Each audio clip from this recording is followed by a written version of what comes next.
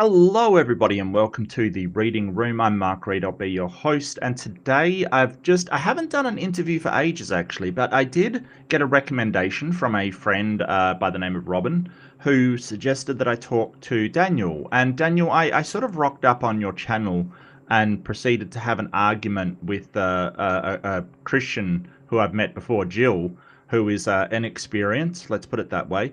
But we sort of agreed that we would have a talk, and really I was sort of saying, are you up for debates and things like that, but we sort of went, well, we'll have a discussion first. So really this is that discussion. Daniel, why don't you introduce yourself and sort of what you do and where you're coming from? Hey, thanks, Mark. It's lovely to be on your channel and talking to your audience. My background is I'm an engineer, and then it so happened that I, s- s- I happened to face off atheists in Australia when I came here. Hmm. I've met atheists before in the States. They were much more polite and they were much more aware of Christian doctrines, I suppose. But atheists out here in Australia probably didn't have a clue about religion, and their disassociation from religion is out of spite and hate. That's my first experience because I got a lot of swear words from them towards God when I came here, and was a shocker.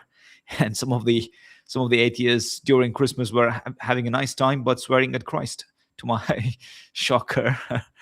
And Okay. that's my experience of interacting with atheists in my first years in Adelaide. And Mhm. for the good of it, it really took off from there, and I developed some warm friendships with atheists. And in fact, they ended up having hosting my first book launch, which I basically wrote as an outcome of those discussions, years worth of discussions, I suppose, and reading several books that were offered to me to read by my best friend, who's an atheist, Peter Morris. So I also have written a song about this on my channel. If you hop onto my channel music section, you'll get to read my story here in Adelaide. So Nice. thereafter, I ended up writing two more books. So the first book is titled as Ancient Astronomy, Allah's Narrative, where I'm discussing the vastness of the cosmos and the origins of planetary skies. The second book is titled Origins of Planet Earth and Creation of Planet Earth and Origins of Life, where I'm discussing evolution at some good detail as a response to one of the books that I read from Jerry A. Cohen's Why Evolution is True. And I'm also discussing the creation of the planetary Earth itself in that particular book.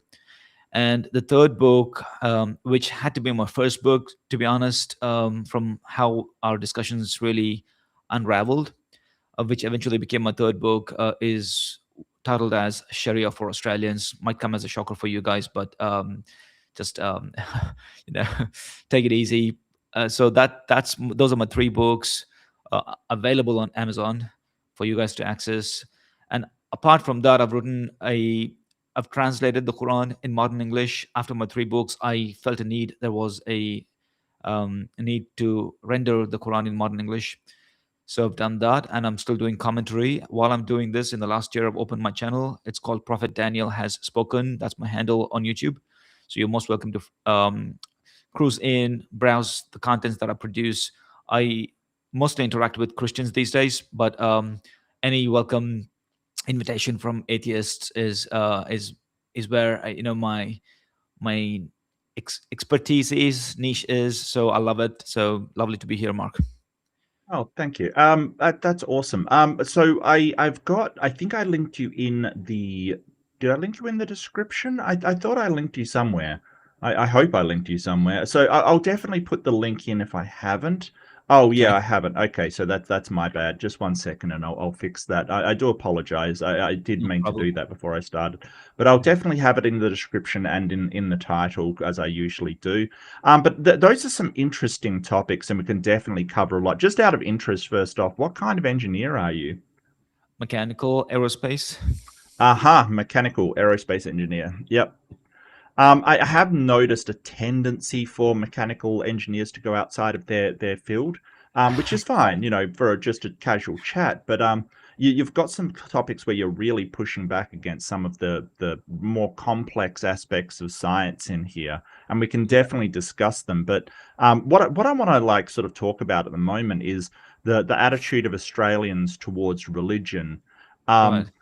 Um, Australia has a very standoffish relationship with religion. Sort of, if you come and like sort of proselytize, people will get very, very upset about it.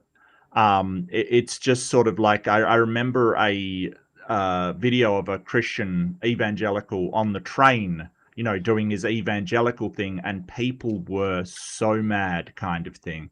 Yeah. Um, is that the experience that you've had as well? No, not at all. I mean, I didn't go out evangelizing at city centers or trains or buses Right. or anything of that nature. When I came here Mhm. in the first month, I was Googling to like socialize. That's my initial days in Australia. Mhm. So when I was Googling, I stumbled upon a group on Meetup. So that was called as Sunday Assembly.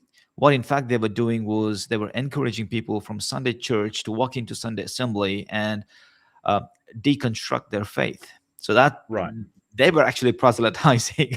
All right. Right, So, right, right. so I got in touch with them, and I happened to go to Sunday Assembly one Sunday and met up with these people, Bartholomew, and who introduced me to Peter. And Peter Morris, we had a brief discussion there. I wanted to know why he disbelieved or disbelieves in Right. God. So Yeah. he shocked me with his response. Nobody had responded to me before in that manner. Usually people's response would be like, oh, come on, we don't see God. God is not visible. He won't talk to us and blah, blah, blah. But what he said to me shook me deeply. And I thought I owe him an answer. So he said to me, look, anything that can convince me would be considered good enough evidence. Right. So that was a shocker. And that was like, wow.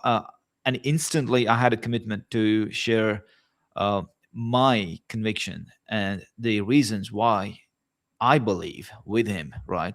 So it took a journey before I could articulate him these things. It was not easy because I was in the States, obviously, and the kind of English that people spoke here, there is some difference. I can't really explain the difference, but there is some difference, and it took a while to sort of even I wasn't good in writing. I mean, because English is not my language. You see, I come from a Yeah, different yeah. language, and I had not envisioned that I would be an author one day. Never. I mean, I never Mm. thought of writing, let alone in English, in my language. I never thought of writing anything at all. But it so happened that I had to write emails because most of the communication that we were making was on emails and messages. So when I was writing to him, he sort of gave me a feedback that, okay, you have to write better. Maybe I didn't understand you. Then I realized how poor was my writing in English, and he couldn't really understand me. And he was sharp, like when he was writing back to me. So it took a journey of like 3 years writing back and forth before I wrote my first book. And my first book was read by a fellow Australian, my neighbor, and in a couple of weeks he came back to my door and knocked my door and said, hey mate, I believe in this. I believe in this, he said to me. And I was like, wow, shocked. And I asked him, did you really understand everything? And he said, oh look, I'm into books. I read lots of books, and people do make mistakes, lots of mistakes in their writings, but it's okay. I understood what you wanted to say. So basically, that gave me confidence. And right now, to be honest with you, I'm improving this book. The first book that I've written, I'm improving the language thereof.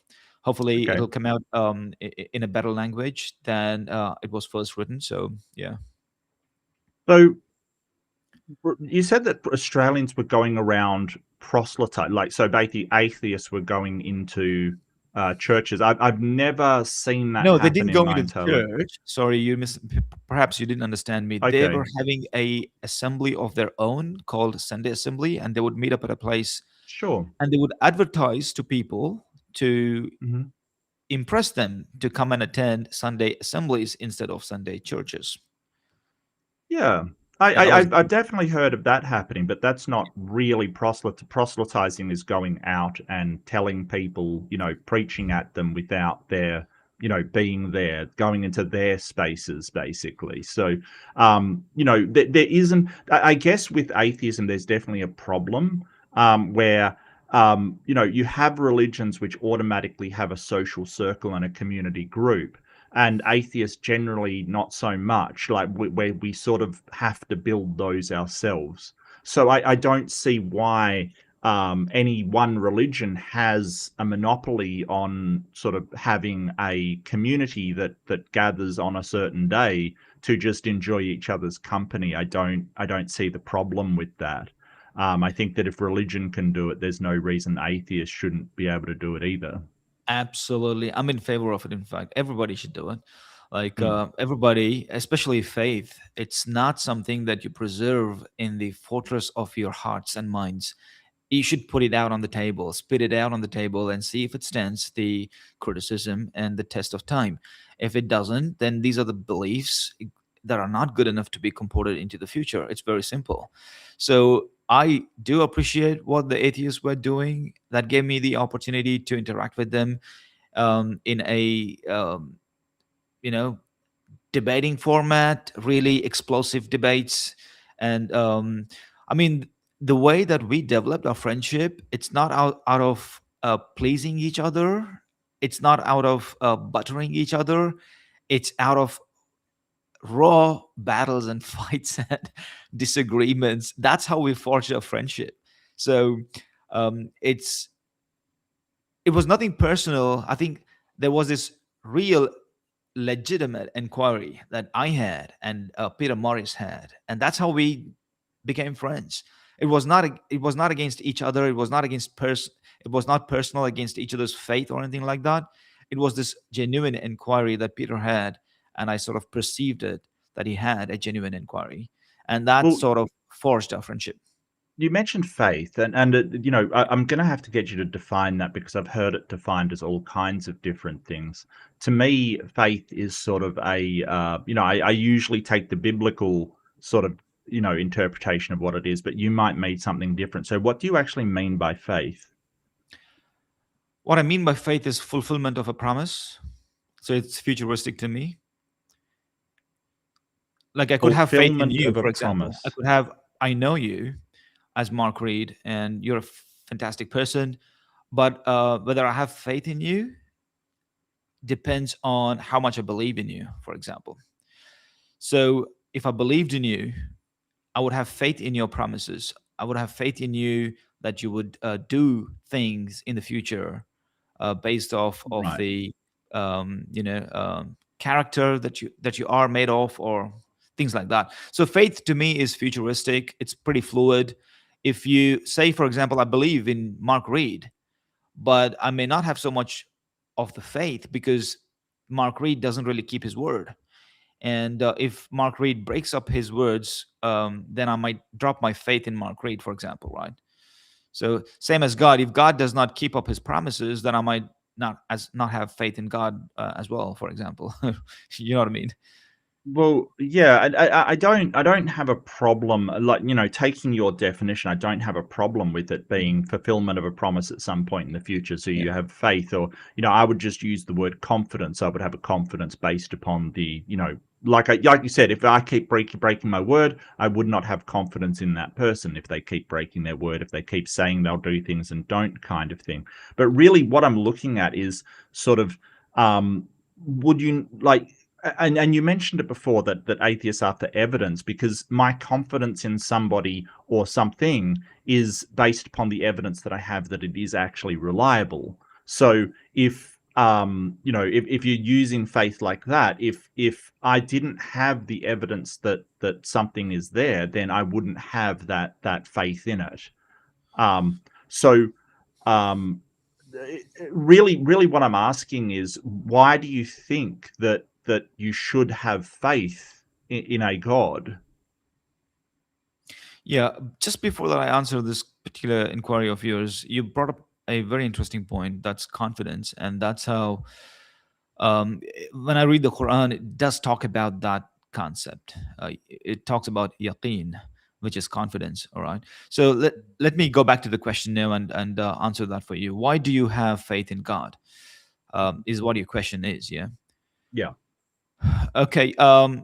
Now, when I talk about faith in God, there is a presupposition that I already believe in God. Okay. Why is Now, that necessary? because that's how I define faith. Because for me, faith is faith sort of assumes a position of being aware of something, being knowing something, and only then comes faith. Well, you defined faith differently before. You said it was the expectation of a fulfillment of a promise. Absolutely, you have those Yeah. expectations only when you know of somebody.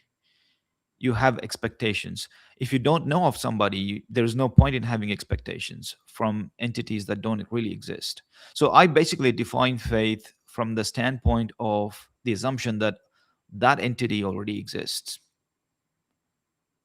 Well, Or I Yeah.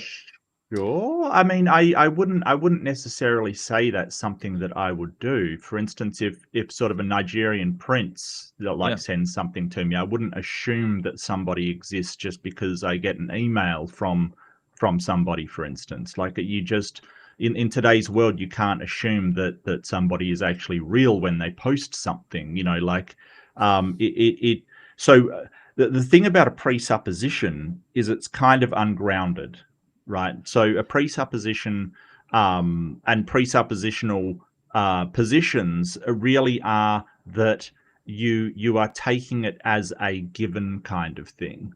So I think we are getting entangled in words and semantics. Let me answer your question from the point of view that why do I believe that God exists, rather sure, than bringing in faith into the okay, argument. sure, Okay. sure. Yeah. So why do I believe God exists? Okay. Now, the okay. Now let me discuss this before. I mean, I don't know if you're aware of this particular scientific paper by um,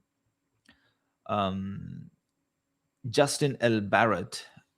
So there was this research conducted among children as young as 3 years and 4 years old, and the outcomes of those researches were um, they found human beings have had the tendency to relate to an agency, um, having not been taught or brainwashed as young as 3 years old, 3 year olds, 4 year Sure. olds.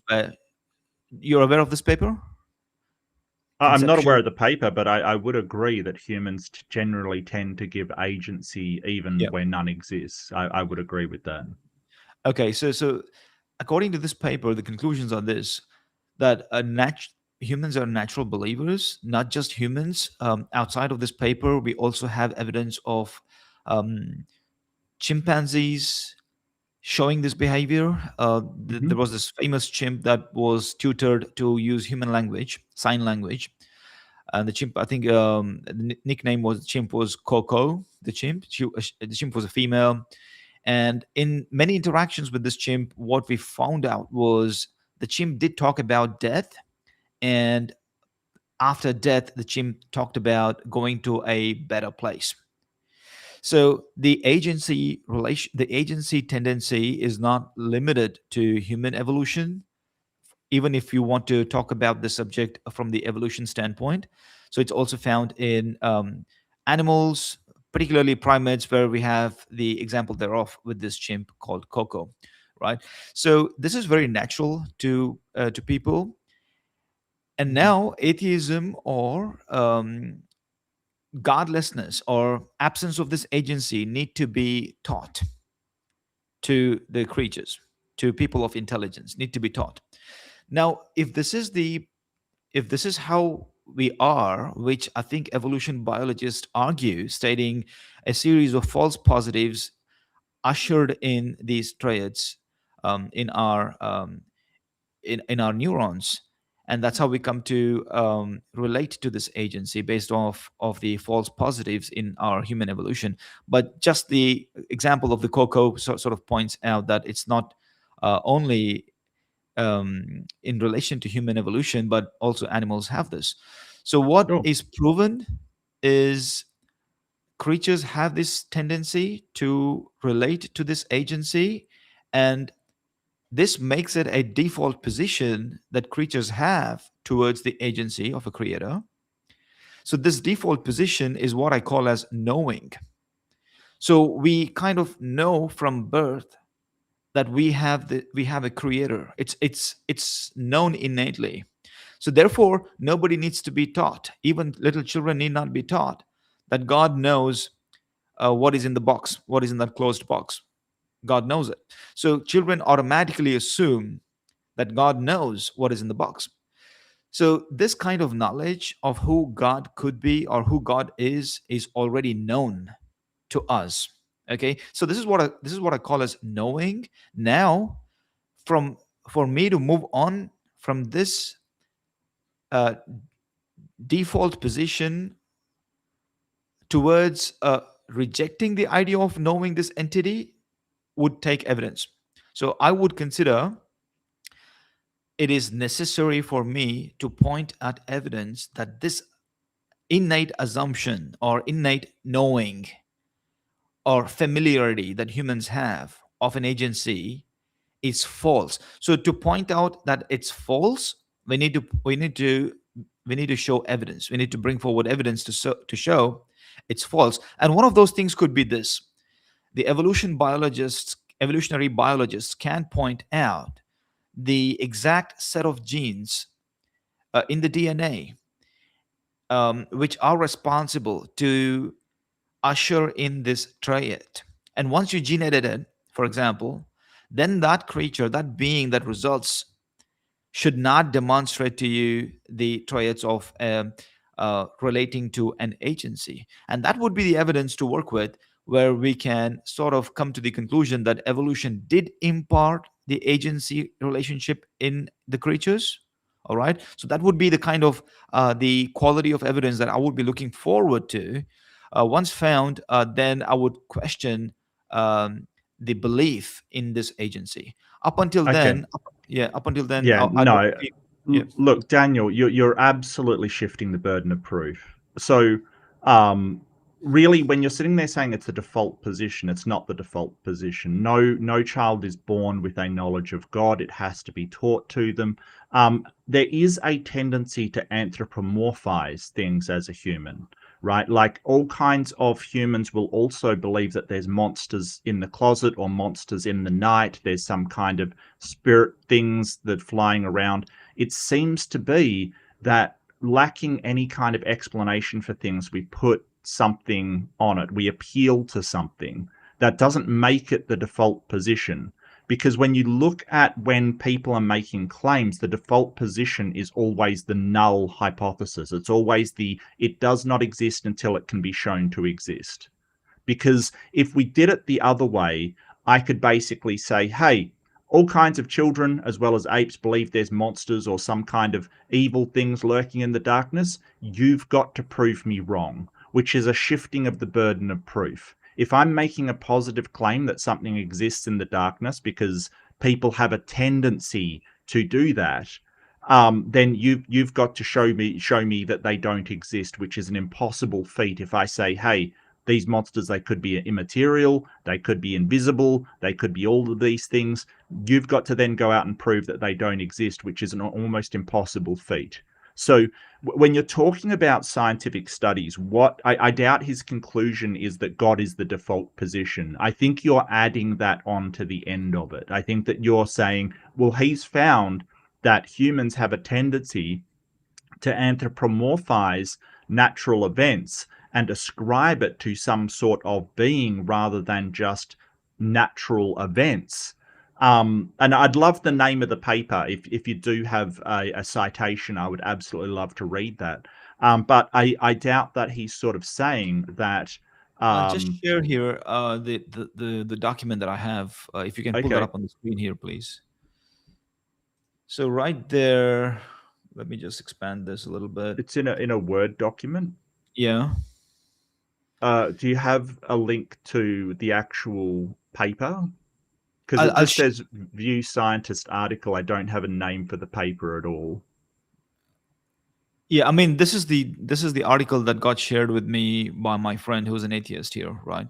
So I will send you the link. This is I'm this sorry, is in the Google that Drive. God shared with you? No, my friend, atheist friend. Oh, okay. Well, what's the name Okay. of the article? So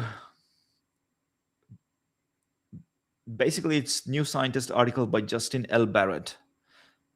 I mean, this Um, article. I mean, this article got shared to me by my atheist friend, and okay, I can show you the link.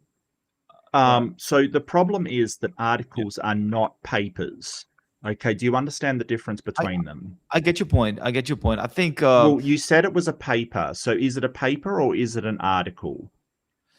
Oh, well, I have to maybe step back here because of this inquiry. I'm not particularly sure it was if it was a paper published in some scientific, Journal.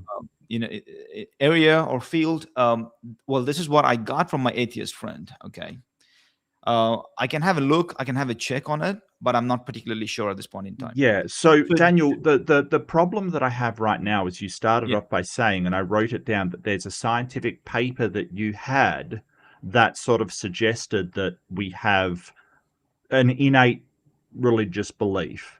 And now you're sort of going back to, well, it's an article that someone has written.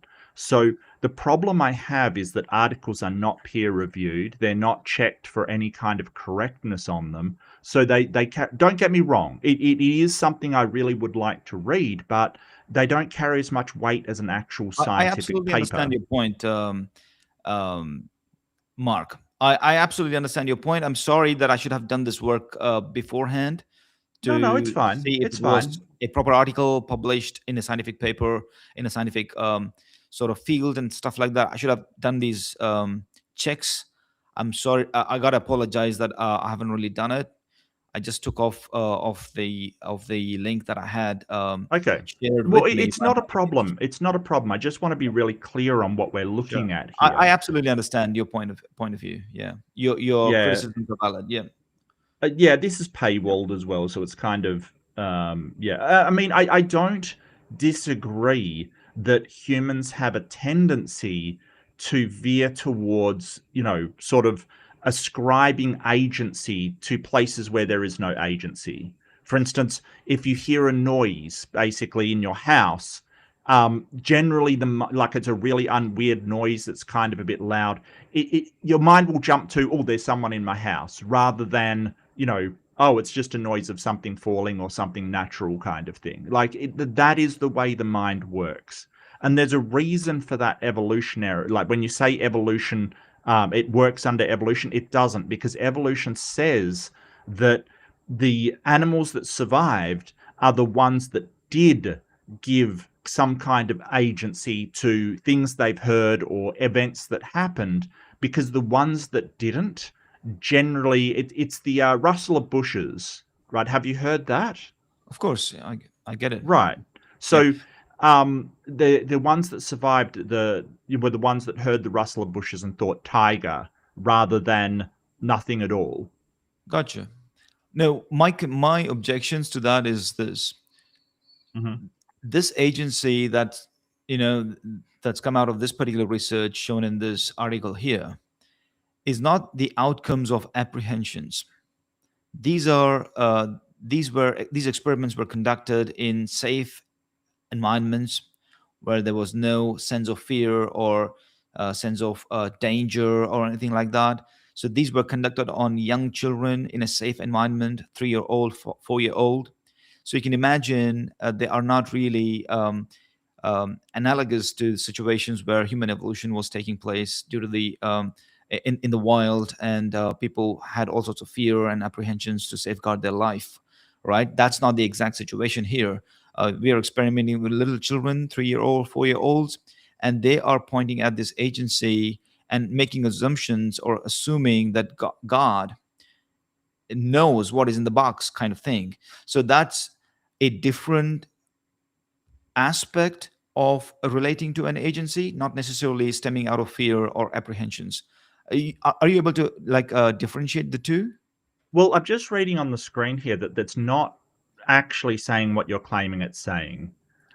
His contention is that the various features of developing minds and attraction to agent-based explanations, a tendency to explain the natural world in terms of design and purpose, and an assumption that others have superpowers, makes children naturally receptive to the idea there may be one or more God, which helps to account for the world around them. Being receptive to an idea and having innately an idea, like when you're born, those are two very different things. So what he seems to be saying is that there is a tendency for young minds to ascribe agency, and especially agency beyond their ability to understand, which makes them receptive to the idea of a God. That does not mean that the God is inbuilt, right? So what it's saying is that, hey, the way that our minds work, it is a a natural path to get to a God, but that doesn't mean that you actually have it innately. I understand that. So this is the starting point.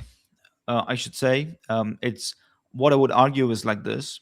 So this is the framework with which human beings are operating. We are open to the Mm, idea, or we possess the tendency to relate to this agency. Okay, that's the sure. starting point.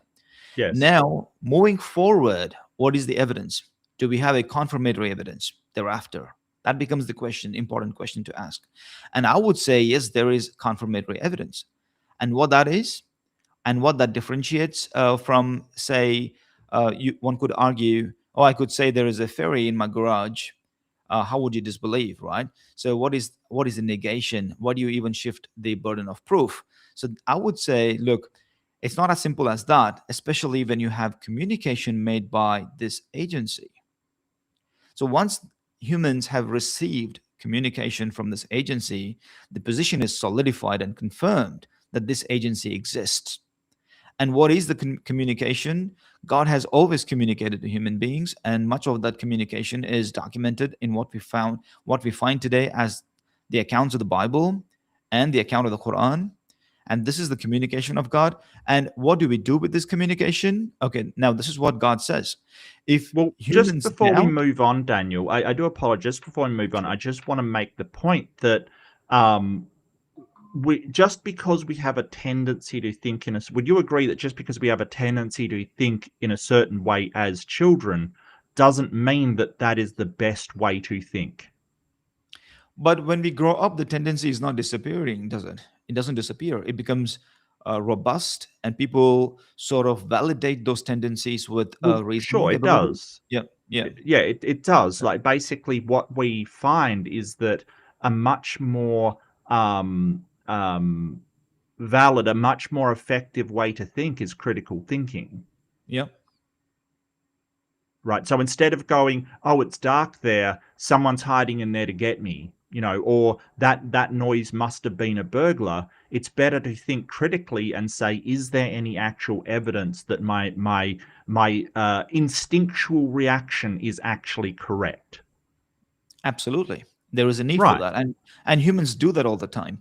And the point that I would like to reemphasize is this: as human beings, we are not acting from the premise of fear any longer. We are not in the wild. We are not in the amid the bushes where I would we are being hunted disagree. by tigers and lions.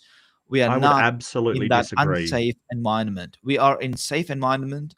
People are in the universities where they are critically thinking. They are, in safe spaces where they philosophers, come up with these theories and dark, uh, evolution or evolving evolution of ideas and emergent thoughts. All of this is taking place in safe spaces, so human beings are not operating from the standpoint of danger. I would absolutely disagree. I think Why that would you people disagree?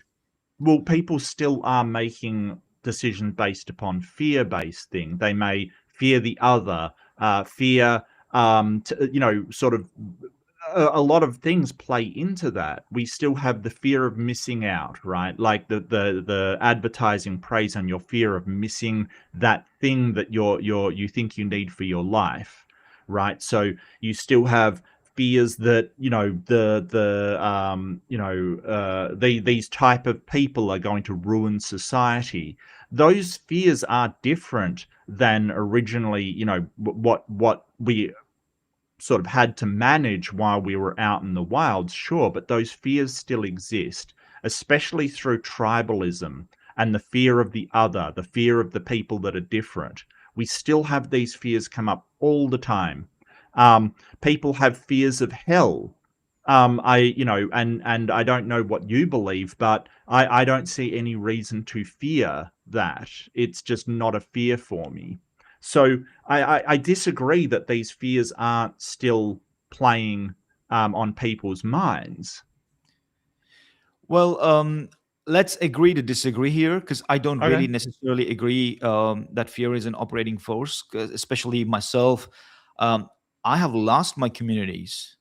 I eh, and it's for critical thinking. I have taken um, the the pathway of critical thinking to the loss of my community, and that doesn't, not being with my community is not something that is big enough for me to trade off critical thinking.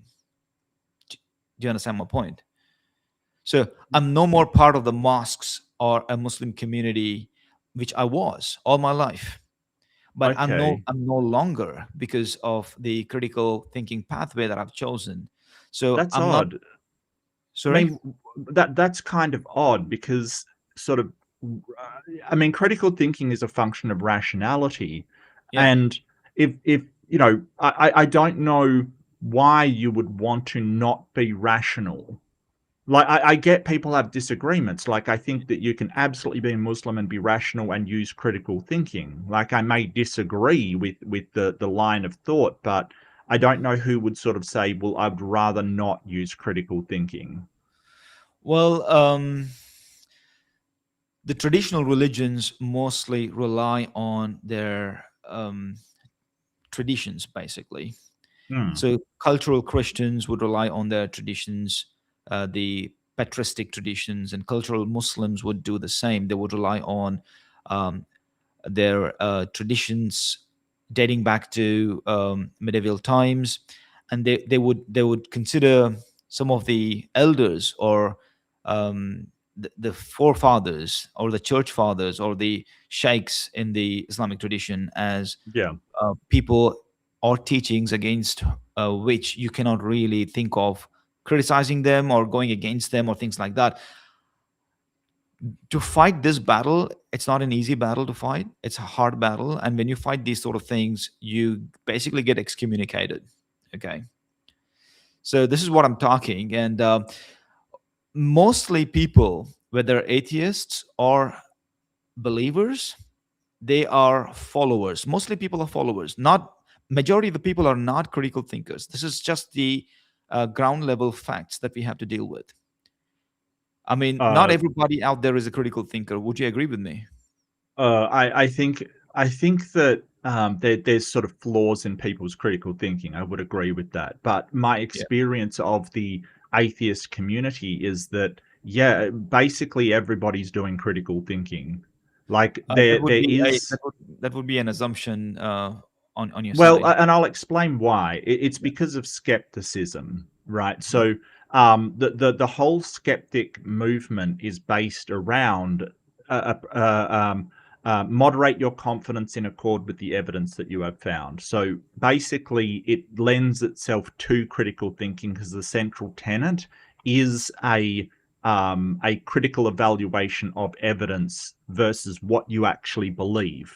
Are you familiar with epistemology? Yeah. Yeah. So this is epistemology. Is And skepticism. how many of the atheists do you reckon are engaging with it? There are Um, teenagers who are atheists. There are just adults, new adults who are sure. atheists. And how many of those do you reckon are engaging with this epistemic studies? Like, of the atheists I know, or atheists in general? Atheists in general. There's only few atheists who would be doing I this. mean, well, yeah. I mean, but the thing is that atheism isn't the same as a religious worldview. I would say probably 60%. around the world. I think that if you limit it to the skeptic community, it would be a very high, probably about 80% or so are using critical thinking. When I went to this Sunday assembly, it was filled up with atheists, maybe around Okay. 50 of them. And how many do you reckon engaged with me? What do you Two. mean? Two of these people only engaged with me, Okay. and But majority of does them that weren't really interested to engage. You know what I mean? So majority of the people are just followers. That's my sort of conclusion that I'm drawing. Whether it is of atheists or of believers, it's the hold same it, across the Daniel? board. If Yeah. you didn't engage with them, how do you know that they weren't using critical thinking in their lives? The I mean, look, if people are using critical thinking, there would be greater engagement. That's No, how I would word it. If no, people aren't making engagement, the only conclusion that I can draw out of it is they are not critically thinking. And this applies to everybody, though. It applies to people of religion. It applies to people who are non-religious or atheists. no. So if you go to a atheist meetup where it is like, hey, we're going to be a community, a lot of people will just go, yeah, I don't want to talk about religion. If you go to some place that's like, hey, let's discuss religion, you'll probably find a lot greater engagement.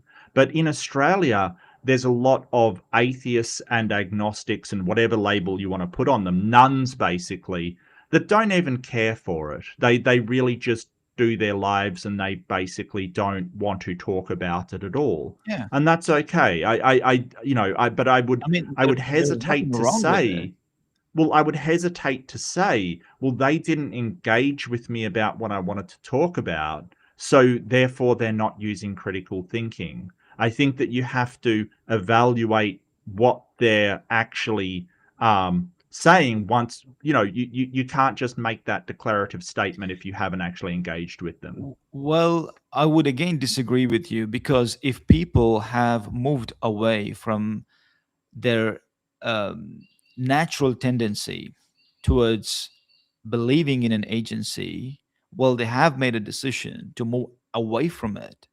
It had to be based on some form of um, convincing that they have um, undergone or gone through or experienced some form of No, convincing. Wait a second, please let me finish.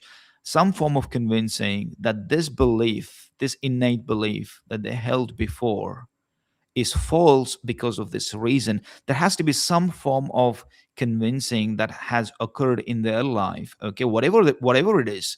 And if a people have gone through this process and disbelieved and have become atheists, then what is stopping them from sharing that? And if they are hesitant or against sharing these experiences of their own, then what does it mean? It only means that they are not critically thinking.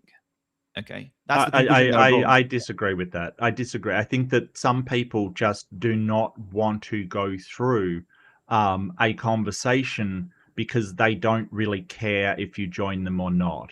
Unlike a religion, there's nothing in atheism saying you've got to get people on side. You've got to convince people. You've got to go out there and recruit for our church or, draw people towards some kind of Allah or Muhammad, or you've got to spread the word of this. There's no obligation to.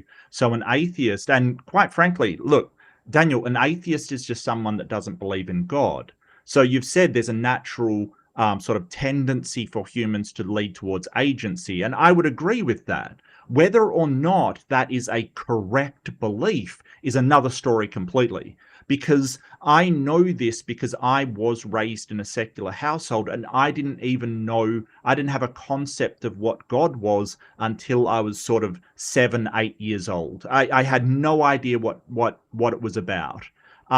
And I was raised in a household that sort of, my mum believed in astrology and things like that. So that's the kind of thing that I was drawn towards. So following your own logic, you've also got to say, well, it's also spiritualism. Because at that point, I was still an atheist, right? Because you could believe in aliens, Bigfoot, astrology, spirits, devils or demons, right? You could believe that as long as there is no God involved, you're still an atheist. So the sort of innate thing that you're talking about to believe in agency, number one, it's explained as a flawed belief, and that's how a lot of some of our beliefs are, like superstitions, for instance. We believe that wearing your underpants inside out is going to be good for the game because it's a superstition. They're flawed beliefs, and sort of nothing Again, that you've said again, leads there me is to believe that an innate tendency towards agency is going to get an accurate belief, while there's a lot of evidence that critical thinking does get you to accurate beliefs. again you're not separating the two. I mean, there is this spectrum where people are prone to believe in an agency, and that can be demons, that can be God, that can be superstition, that can be whatever, right? Sure. There is this spectrum, but in that spectrum there is something that you can separate, which is belief in a creator who organizes the systems of the natural world and the rest. So there is this there is a need to distinguish or to discern between an agency that's invoked as a creator of the cosmos or of the universe and the rest. So you seem not to be making this uh, separation. Correct. You seem to be pulling up all of these things together, which I believe Hmm. it's inappropriate. Or Why? um, the reason being, we have this philosophical question that resonates to us, to educated class of human society: who is the creator of the universe? So No, that is not the question. this That is not the inquiry is question. completely It's different from superstition. No, no, it's that's not the question. The question is what's the origin of the universe? Saying that it's a like creator, that it has agency, is already presupposing I get your that that point. natural tendency is in fact correct. And this is why deconstruction is so No, important. I get your Because point. yeah, I get yeah, your yeah. point. The So point being, what's the Mark, origin of the however, universe what is the is the origins of this question. universe? Right, right. In But asking what this I'm saying, question, Daniel, yeah, just 1 second. In your sure. own paper, the guy says there's a tendency to ascribe agency to the world around us, but largely what is actually believed is dependent on culture. It seems like that feeling for agency is filled by whatever you're taught when you're younger. So in his own paper, he's saying that. But that Absolutely. doesn't make the tendency for humans to um, believe in agency as a accurate belief any more than the tendency to think that the person unfamiliar to you, is going to harm you, because we have a tendency to do that as well, is actually correct as well. Right? One thing is independent of the other. Let me ask you this, Mark. This Yeah. certainty in your mind as a rational thinker that a demon would hurt your neighbor, in comparison to, in comparison to their, the idea that there is a creator might be plausible. Okay, these two questions, there is a, these are the opposite side of the spectrums. Would you agree with me? I mean, you would believe, you would absolutely rubbish the assertion or the thought that a demon could harm your neighbor, but you would not be able to rubbish the exact, with the exact same intensity, the thought that there could, the creator of this universe could be plausible. There is some amount of um, separation between these two questions. Would you agree? I'm not sure what you're getting at. I do acknowledge that it is possible that a God exists. I don't Okay. believe it does, but so when we're talking about possibilities in philosophy, we're talking about possible worlds. Is it so? Really, it's But you does it would viol? absolutely rubbish the assertion that a demon would hurt your neighbor, right? With certainty, right? I If a demon existed, you've got to sort of more clarify what you mean. No, the some of the superstitions that people, like the example that you gave, Yeah. wearing some sort of clothes or whatever it is, you would rubbish that with certain confidence. but you would not rubbish the thought that there is a creator is plausible with the same amount of confidence. That's the kind of differentiation that I'm talking about in this Well, spectrum I of didn't thought. bring up demons. I didn't bring up demons. What I'm saying is, by the other, it is people we view as outside our in group, the out group. So my in group is, a white person with, you know, atheism or secular humanist, and people outside of that are the out group to me. But we have a tendency to look upon the out group as being more dangerous to us, and if you use critical thinking and evaluate things, that isn't actually true. You've got more chance of being unalived by one of your family members than you do a stranger, right? But our tendency is, my family's fine to me, and it's the stranger that is the threat. But we know from statistics that's not actually true, right? Like, this is the thing. A lot of these innate beliefs that have arisen over the years, when we actually break them down, they may not actually be warranted. So, sort of like a tendency to think that there is agency behind things, that I don't know how the wind is blowing things, I can't see anything, and it's making this things move. Humans have a tendency to think there is something doing that, but now we know that the wind is not, some kind of being causing it to rush in places. We know now that it is convection currents in the atmosphere that is causing a circular pattern of air moving that is creating wind. Let us take examples that are fundamental, like, for example, origins of life and death, for example. Right. Okay. And, um, from nothingness, existence of something, you What's know, nothingness? What are you defining as nothingness? for example, I mean, we do know that our sun did not exist before, planet Earth did not exist before. Well, They came to be made.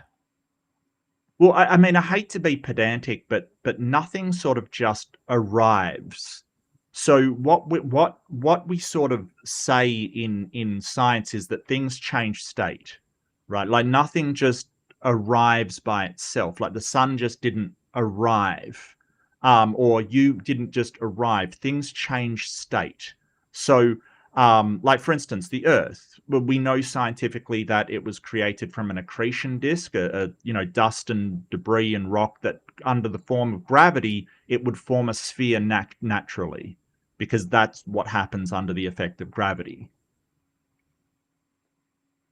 Yeah, true. I mean, if you get back to fundamentals, gravity, the innate forces, the atom hydrogen, who Yeah. designed it, how did it self-design itself, and that became the basic fundamental building block of the entirety of the universe.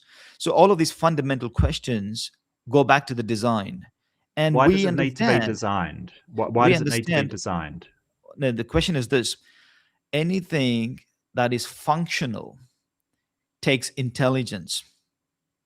Like, we experience this. We cannot produce an outcome, a functional outcome, without the application of intelligence. So application of intelligence becomes a necessary parameter to produce a functional design. So if you go back to the fundamentals themselves, gravity, hydrogen, these are fabulous design features. And it's rational to assume that these were predicated out of intelligence. How can you tell? I mean, I don't see any design in that. You're sort of talking about fabulous design, but I see them as naturally occurring elements. I think that you've How got to does it show that naturally they've, occur? From where? well, from if you want to go back as far as we can go, Yeah. you have the start of the inflation period, of the Big Bang, as far as we know, the creation from a quantum vacuum, out of sort of particles, virtual particles popping in and out of existence. Um, and that's as far as we can tell, because before that, like before the origin of space time, we like our math breaks down and our equations break down. We cannot see Okay. past there. But what I'm more pushing back on is you're sort of going, well, these things are designed, but you're doing something that is sort of presupposing or begging the question. You're assuming they're designed without actually showing it. Because if the universe is There's designed for no other recourse, anything, Mark. There's no other recourse. what do you mean there's You no you other just acknowledge recourse? the mathematics breakdown. There is no other recourse. Sure. What do you mean? Well, no other recourse than what? What I'm saying is all of these components, the fundamental components, they they do tell us or inform us of their versatility and functional, them being so effective and functional that they materialize in so many different things in the cosmos. So such a design that's so fundamental and is really thought out is what is my rationality dictating to me or reasoning concluding to me. It's thought out, right? There's a designer behind it. But it's Okay. not like we don't need a designer. All you have to do is have protons and neutrons like fusing under intense heat, and that causes hydrogen. There's no design required at all. And And why would it be designed? You where do you still think haven't those answered protons and that neutrons question. are emanating? Where do you think they're originating I from? said a quantum vacuum. Okay, fine. I mean, if that's something that we cannot really talk about, then we have to rely on uh, areas where we Look, can really have a discussion. So, I Daniel, mean, going Daniel, back, yeah, I will absolutely concede that yeah, I do not know the origin of the universe, right? Like I don't know where it came from. We cannot tell. But the yeah. problem there is you're sort of saying, "Hey, you don't know where the universe came from. It's a god." And I'm asking you, and this is designed, and there is nothing to lead me to believe that it's designed. And so a question would be, There is what so much hang on, there is so much just a for you to question, convince. Yeah, Daniel. yeah, If these things are designed, if the hydrogen atoms, which everything else came from through nuclear synthesis and all of the supernova and things like that, came from designed, it's all designed. What are you comparing it against that's undesigned? Give me an example of something undesigned. well, there is none. That's there is none to compare with. The position, I think, even in physics, in modern physics, is there's always been something. There was never a time when there was nothing. That is one Okay. thing, yes. That Okay. is one hypothesis, yes. Okay. So that's more plausible hypothesis for me rather than Big Bang that just comes out of nowhere.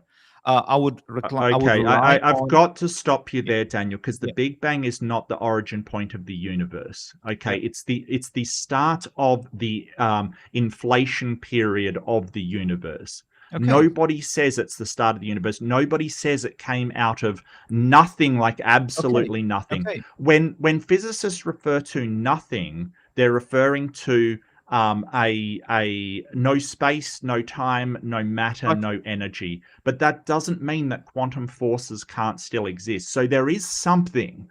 It's I just when understand. that, yeah. So Yeah, when you sort of say it comes from nothing, it's not nothing as in absolutely nothing. There is still, the I universe understand. is still there. That's even my position. So that now let's talk about something we can bite on actually. So what I Okay. said was initially the assumption that there is a theory and you can't disprove it, so you're shifting the burden of proof, Yes. is tackled by my reasoning in this fashion that this agency has actually established communication with us. So once we have received communication, then that solidifies or establishes the position that this agency is real, exists. It's just not the memory, faint memory, or the tendency that humans possess. It's no longer just that, but we have received a confirmation of it because we have received communication from this particular agency. And where is the communication? Yeah. And that's where I'm pointing at. We have these Okay. communications preserved in the Bible and in the Quran, and now the question becomes, how can we validate that this communication has indeed been sourced from this agency. How can we establish that? That becomes the obvious question and objection. And Sure. therefore, there are certain tools with which to solve these objections. One of those is abyssal thinking, is what I call abyssal epistemology, which is the information that we have received from such a claim can be verified from our uh, reasoning abilities and faculties. So we put that information to test, and if the test stands, then we acknowledge the truth of that source. Okay. I don't understand what you mean by that abyssal epistemology. So what you're basically saying that you evaluate it yourself and decide that it's correct or not. I don't understand what process, what methodology you're going through. So maybe you can outline the methodology for me. Yeah, the methodology is as follows.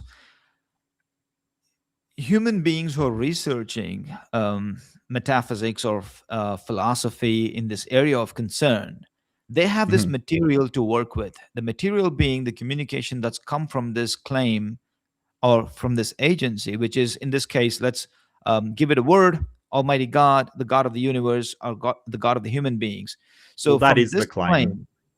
That is the claim. Yeah. from this claim, we have received information, and now this information can be tested by a body of experts in the No, field of philosophy and the sciences. information is the claim. Like Yeah, what the book exactly. says is the claim. So Yeah, how do we test that?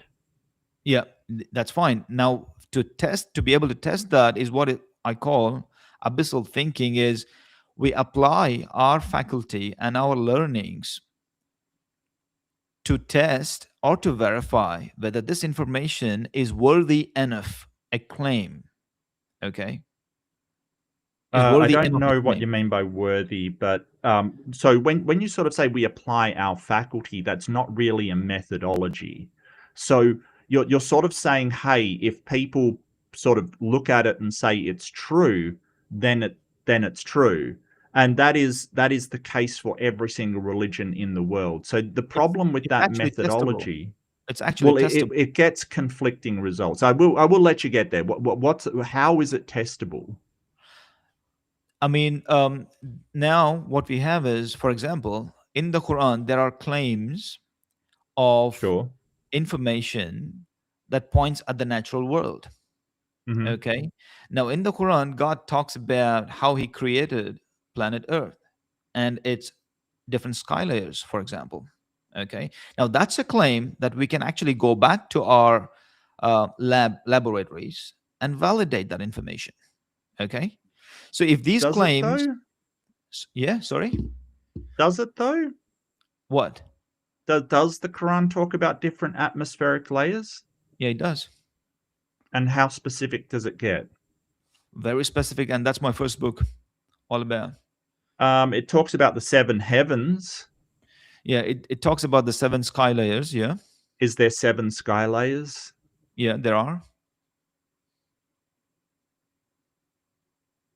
There's seven layers of the sky. Yeah.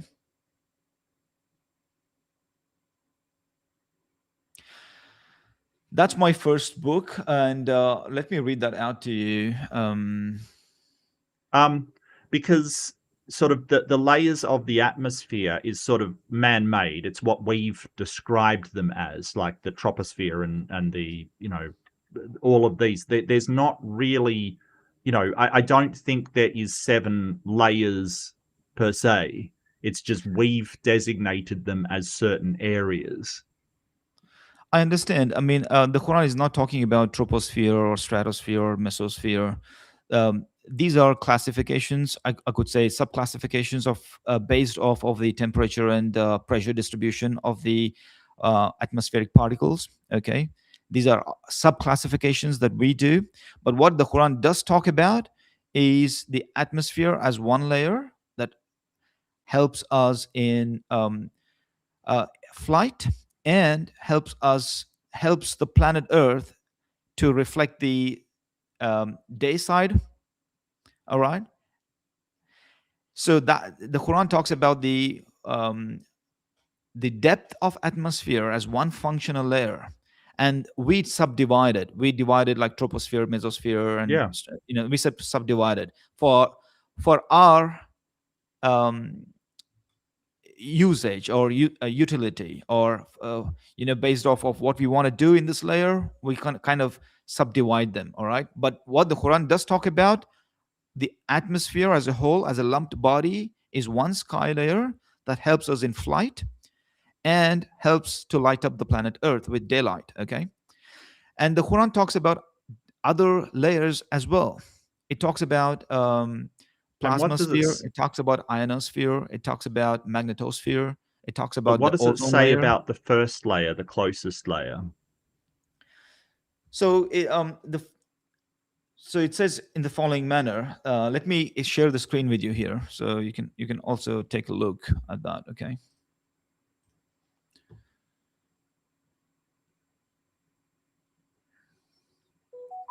Can you share it, Mark? Oh, yeah, sorry. Yeah.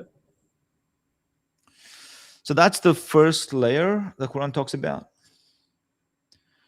In the following fashion, are you more difficult to create, or is the sky that God has built it? He has raised its sphere and proportioned it, and he darkened its night and extracted from it brightness as day. So that's a very clear indication of the atmospheric layer that partakes in lighting up the planet Earth. And also, if we get down, the same layer is being talked about as helping in facilitating flight, bearing clouds, winds, and facilitating flight. So we do recognize now that beyond this layer, flight the flight path is severed, and what you need is rocket power to continue your journey into the space. So that's the first layer. And the There's second, also more about the first layer in Quran 67. Al-Mulk. 67.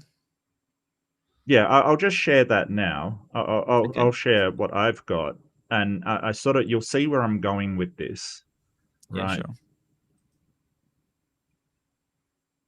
And indeed, we adorned the lowest heaven with stars like lamps, and made them as missiles for stoning eavesdropping devils, for whom we have prepared the torrent of the blaze.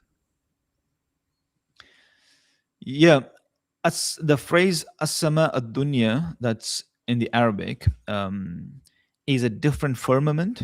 It's not among the layers of the Earth's skies.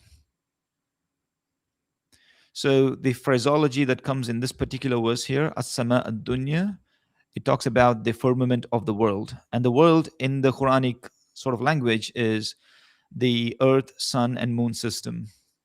That's the But world. are stars Yeah. lamps in the lowest layer of the heaven? So the lowest layer of the heaven is the cocoon of 80 million stars, in which our sun is also Mhm. a star. Yes, is That's that the that's true? Do you that's the, believe that's that? the lower heaven. Yeah, do you believe that? What? That the lowest layer of these heavens, like you ascribe to it, like where birds and stuff are. Do you think that's where the sun and the stars No, are? you're missing the point, Mark. That layer, I mean, that lowest layer that we Hmm. just saw in chapter 61, the phraseology there is as-sama ad-dunya, which is a different firmament. Okay, it's not talking about the layers of planet Earth. The sky layers that surround planet Earth are not that firmament. They're different.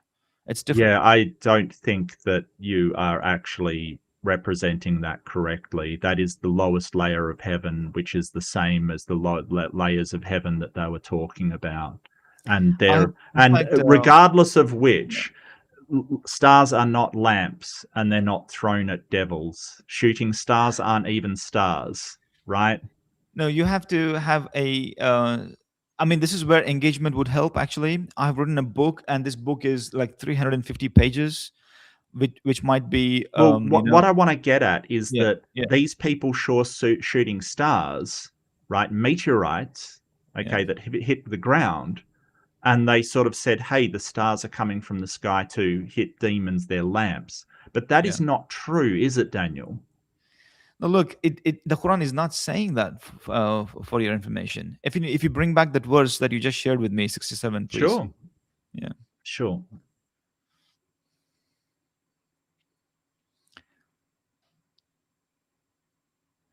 So it is.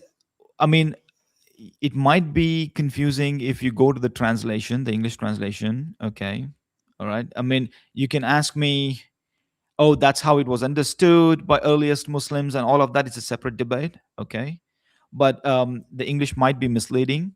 But when I'm reading this in the language, because I've written this book, I've done excessive studies of this theme of the heavens and the firmaments and the skies in the Quran.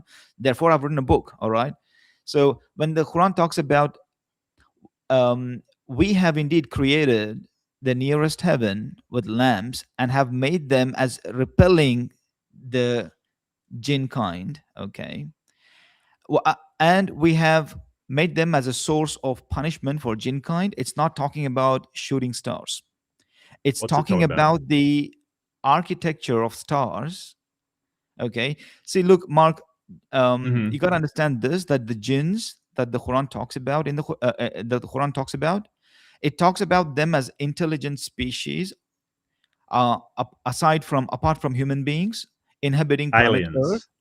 and it talks about their space adventures in the 7th centuries. In the 7th century, the Quran informs us already that these jinn kind were already launching themselves in space in 7th century. We only made it 100 years ago, but the Quran informed us that jinns made it to the space in the 7th century and much before that. Okay, so when they are going out in the space and they are trying to listen into the celestial communication, and we do that today as well. I mean, we tap into these very remote signals that coming out of the celestial space, which we have not experienced before. For example, these. Whoops. Oh, sorry, mate. So Sorry, I some of clicked the those wrong thing. things, sorry, some of those dynamic that happens in the celestial space was talked about in the Quran in the 7th century, that these jinns were already tapping down into the celestial space with their systems and instrumentation to tap into the signals, to listen to the communication that goes on between angels and stuff like that. So this is that sky layer, and the Quran says the architecture of the stars actually prevents them from tapping into this information. Okay, Yeah, so I don't believe that that for a firmament is second. different.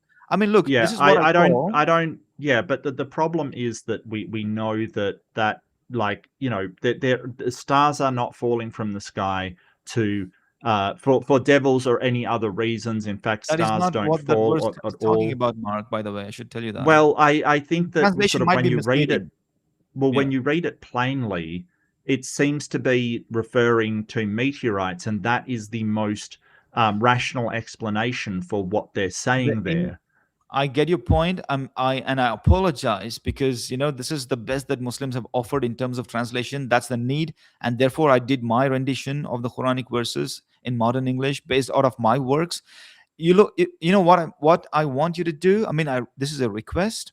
If you can get hold of my book, which is like just a couple of dollars on Amazon, and you can give it a shot at chapter one, at least just one chapter one, and see how you go. Okay, so it is a worthwhile reading if you want to really critique the Quranic science. My book would be a go-to point, and then you can begin polemicizing against the Quran's concept of skies in as it comes in the Quran. I mean, Hmm. this is just my request. Okay, I mean, of course. Well, I mean, what Yeah, I don't understand is why yeah, it would, like, I mean, you pointed to what, Surah 79, and yeah, Surah 67 used the same word for heavens, like, and it yeah. uses the same phrasing. Like, I mean, it doesn't, it seems like sort of post hoc rationalization to say, It is hey, it means this other thing that it doesn't seem to say. because the phrase is different. Even though the word sama is there, it's the same word. I understand that, but the Yes. phraseology, sama ad-dunya, is a separate phraseology.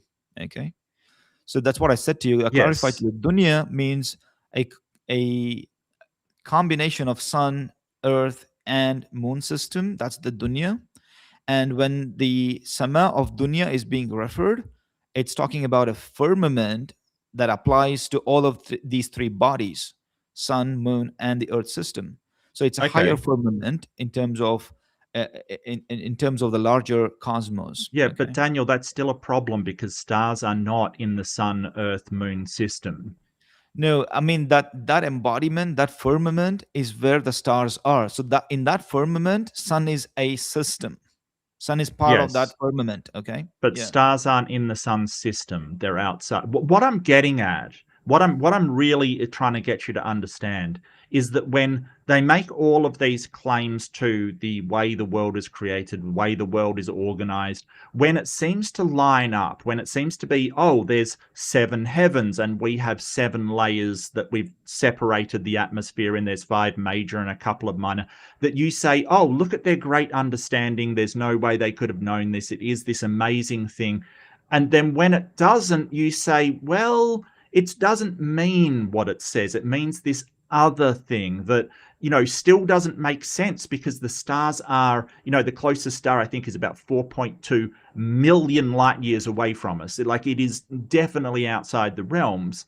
And these stars that are shooting down to the earth, you're saying, oh, they're not referring to meteorites. They're referring to some kind of, I don't know what you're talking about, some kind of non-human communications between angels and devils and things like that. I don't know in what universe you could get from, hey, the stars are shooting down in order to kill eavesdropping devils, to this long-winded explanation about demons and angels and communications and non-human intelligences and all of this stuff, when it's clearly talking about the same layer of heaven and the lowest layer of heaven. And the only thing I can see it described is shooting stars. I Okay. don't know how you get there. Now, let me clarify this to you actually. The book that I wrote is in 2018. So information is solidified in that book to be able to be critiqued. Okay. I'm not going back and forth and changing things in that book for your information. The book is already released. There's several copies that are already printed and stuff like that. So I would highly encourage you to go and have a read. Okay. Now, there is a concept in the Quran that talks about samawatul ula that comes in Surah 20. So when the Quran talks about samawatul ula, the major heavens, the major firmaments, of the major firmaments, this firmament that comes in Surah 67 is the lowest of the major firmaments. Okay, so um, there is a separation of the major firmaments and the sky layers of the earth. The sky layers of the earth do not interact with these major firmaments, which the Quran, by the way, refers to as samawatul ula, major heavens. Okay, so when I'm talking about the sky layers of the earth, the verses that we have to refer to in the Quran are different from 67, Surah 67. There are other verses in the Quran that talks about the seven different layers of the planet Earth. Yeah, to me, it's just that seven is a sort of really beloved number by the Abrahamic faith, both, you know, Islam and Christianity. It's seen as a special number. And it is just coincidence that we separated and categorized the layers of the atmosphere into seven. Like, it doesn't actually speak to, like, how did they know that, or is it just a coincidence?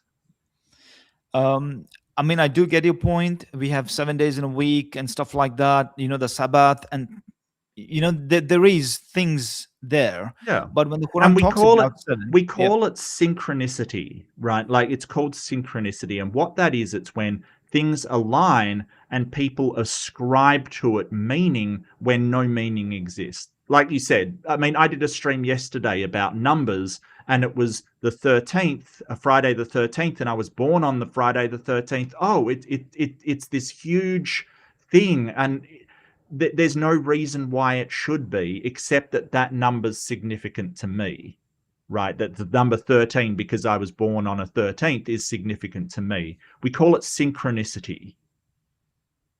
I get your point, Mark, but that's there. I mean, I'm not denying the fact that there is um, there is some form of a number game. I mean, that applies to human societies. I'm not denying that. But when you go to the Quran, verse chapter 2, and let me give you the verse. Just bear with me.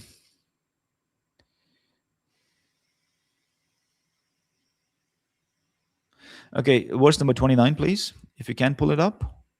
Yeah, sure. 229. Yeah. 229, yeah.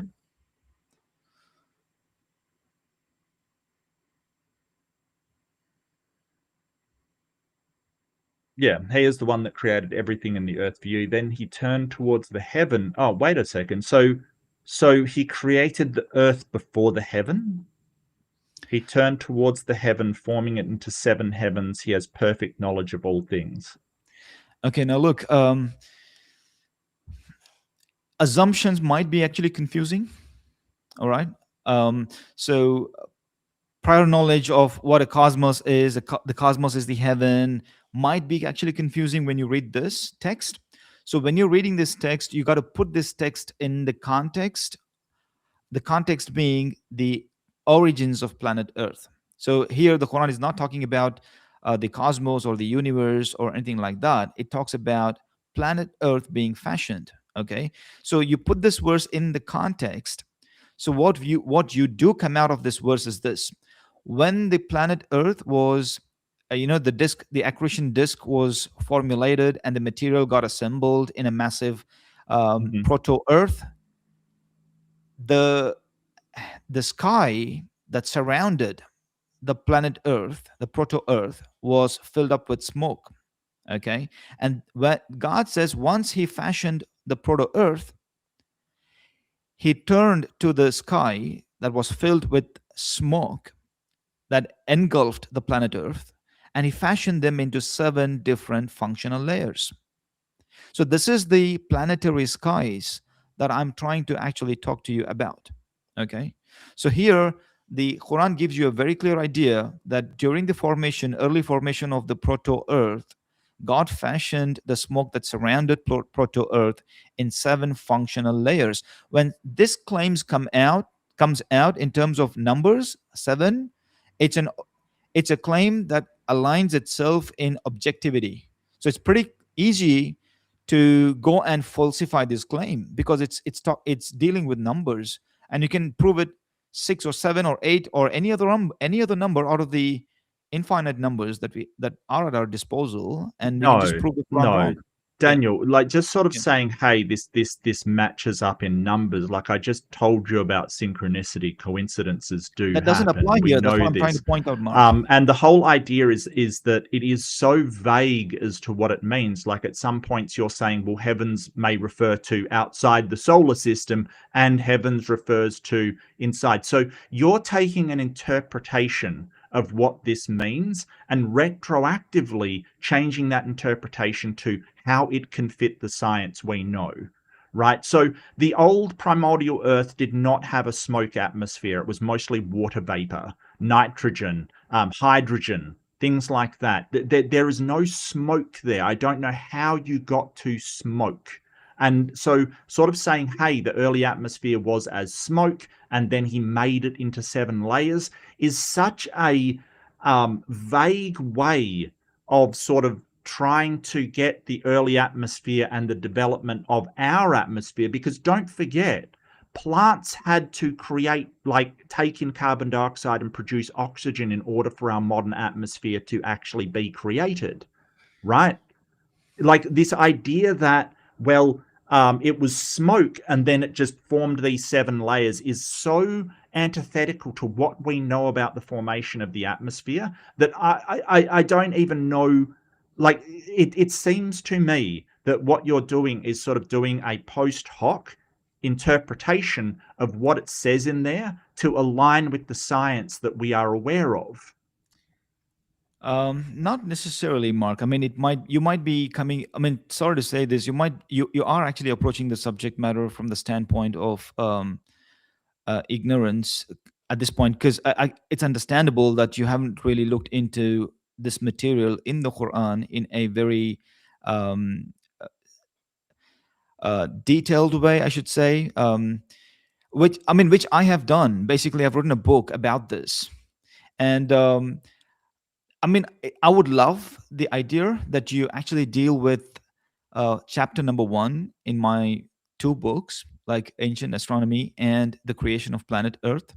These two books, if you can go through chapter ones from these two books, and we can have a very detailed conversation, and then your criticism would be actually um, appealing to me. At this point in time, I can see where you're approaching the subject from, and there is so much more that you are basically not having a clue or an idea. Okay, I can lead you through right now as we are talking about, provided you just open up to the information that I'm trying to give it to you right now. Right, Okay. and I'm sort of just sort of pushing back on it kind of Yeah. thing Sure. because it doesn't seem um, like for instance, the layers of the atmosphere, there's really five main layers. So Again, does that you're make it wrong? again when the Quran talks about these functional layers, it does not talk about the sub layers that we have come to sort of identify based Then off it's of the wrong because pressure and there's temperature five. profile. It's only seven with sublayers. It's No, five. Quran doesn't break up the atmosphere into sub layers. The Quran talks about atmosphere as one layer where there is, and it defines it pretty much. It defines the atmospheric layer as having flight path and having a homogeneous distribution of molecules. Okay, that's the first layer the Quran talks about. The second layer Quran talks about is the Does it um, say those words or is that your interpretation? it's very apparent interpretation, though. I mean, it talks about the Yeah, I flight path. don't. Okay, well, what verse is that? So if it's that apparent, I should be able to read it and go, "Yep, it's talking about molecules." Okay, let me. I It, mean, it go back to doesn't mention 79. molecules, does it? No, no, go back to 79. 79 verse number 29. It talks, Okay, he he darkens its night and extracts from it brightness as daylight. So what is the extraction happening from? It's happening from the molecules. well, no, daylight happens from the sun. Yeah, but if there were no molecules, then there would be no daylight as we find that today on Yeah, there planet would Earth. be daylight, there just wouldn't be heat. No, there would Like there's daylight in space, Daniel. absolutely. I mean, if you go to the moon, you would not find an ambience as you would find here on Yeah, Earth it's a because lot the lack of brighter. because there is no molecules there on the moon. Yeah, but it doesn't Okay. doesn't take away the daylight, Daniel. It makes it brighter because there's nothing absorbing those solar rays coming from the sun. So it's actually brighter on the moon So, than it is on Earth. What you would have, because none of the molecules are absorbing heat, well, what happens is shortwave radiation hits matter and it gets absorbed and released as heat, as long wave radiation. It would be cold but incredibly bright. So it is not the molecules giving you the daylight. It is the sun, and the molecules absorb some of the daylight, which is a good thing because we would have super cancer if it didn't. so the molecules do partake in profiling the planet into blue light. Okay, they do. Sure, but as I Okay, said, and like it that's would be a lot brighter without the molecules, like it is on the moon. so on the moon, the surface of the moon is lit. Okay, but the atmosphere, the ambience would not be anywhere close as the Earth. You would find on the Earth the visibility is because of these molecules that interact with the solar radiation. The So same amount of it, visibility you would not have on the moon. Which is harder for you to create, you or the sky? He built it. I'm not sure why you have to build the sky, but never mind. Raising it high and forming it flawlessly. He dimmed its night and brought forth its daylight. How Yeah. did you get to molecules from that? I mean, how do you reckon the blue profiling of the daylight happens if there were no molecules? It would not happen. But it doesn't mention blue light at It all. mentions the extraction. يخرج, it mentions the word in Arabic يخرج is there. It mentions it's extracted from this Right? sky layer. From this sky layer, it is extracted. So But this but sky layer blue has light isn't something that is extracted. It's participating in extraction. so blue light isn't extracted. Okay, it's not extracted. It's that ultraviolet light is stopped by the molecules and most importantly the ozone layer above us. It's not extracted. Well, the You're looking at it as the sunlight goes through and something is like comes out no, of that. the sun's white light splits. Okay, and because of these molecules, the blue profiling happens. Okay. That's the process of extraction that the Quran talks about. Yeah, I'm not convinced. I think that that's your Well, you might have to interpretation. read into Again, it a just little bit more. retroactively match to what we know about the science, basically how things work. But is that what the author intended? I don't know. And I think that you're just saying, hey, this seems to fit with what we have because it is so vague. Here's the problem. It is absolutely so vague. If it was that, hey, refraction of the light caused some other effect to happen, you could tailor it to that as well, right? It would be vague if it was one of the things. It is not vague when you have numbers to work with. When the Quran says it is seven, and then it works around it and gives you lists all of these seven different Well, layers. It's not vague when it's doing that actively. Okay. let me ask you a Yeah. question because Yeah. that seems to. Would you agree that that's stating the origin of day and night? That he's basically extracting the daylight in order so it won't be dark anymore. That's day and night. That's not day and night per se. Okay. Okay. Well, What the Quran does talk about is this sky layer partakes in extraction of light and the brightness. That's the bit it's trying to refer to. so So how this does the sky layer, Quran explain day and night then? the Quran does explain day and night through what is called as yukaviru, the verb yukaviru, which means spinning of planet Earth or rotation of planet Earth. And which Cover surah is that? verse number. Just bear with me. I'll have to find it.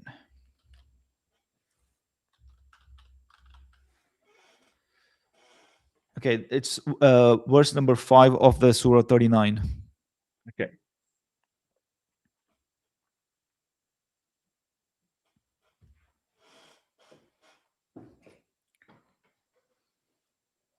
He created the heavens and earth for a purpose. He wraps the night around the day and wraps the day around the night. And he has subjected the sun and moon, each orbiting for an appointed term. He is truly almighty.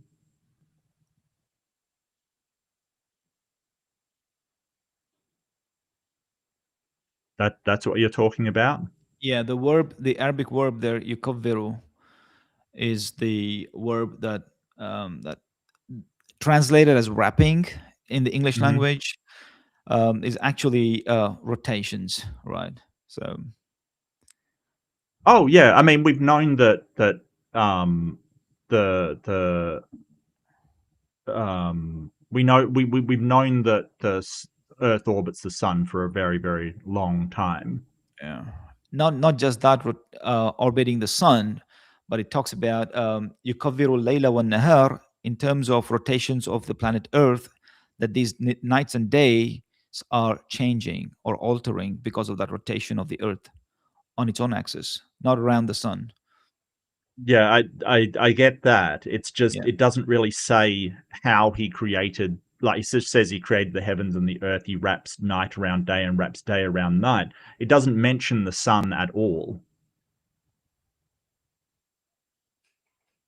I mean, it need not mention the sun there. Why should it mention the sun? I mean, it does Well, mention the sun as being. because the night is not a thing. It is simply the absence of light.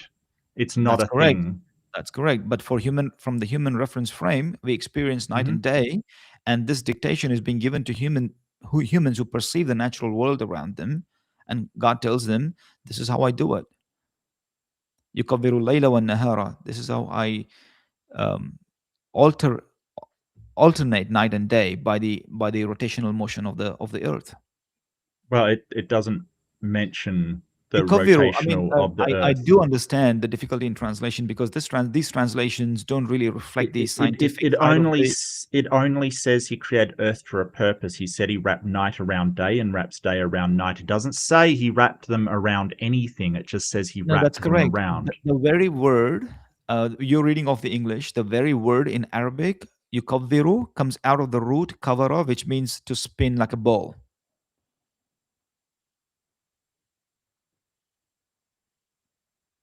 But the day and night aren't spinning.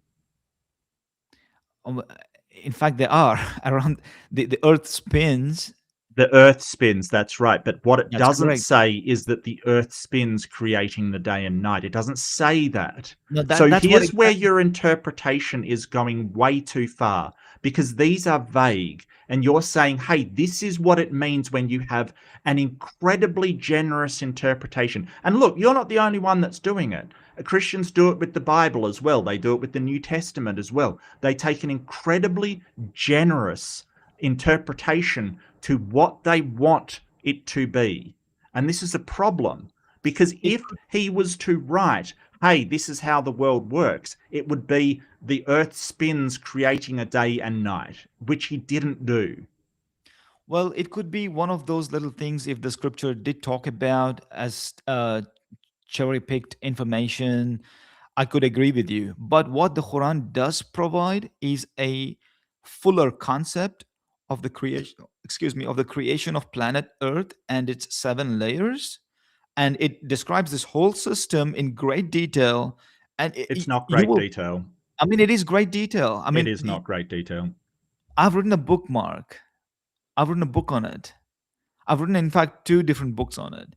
My first book talks about the It sky doesn't layers. matter if anyone can write a book, Daniel. It doesn't Look, matter.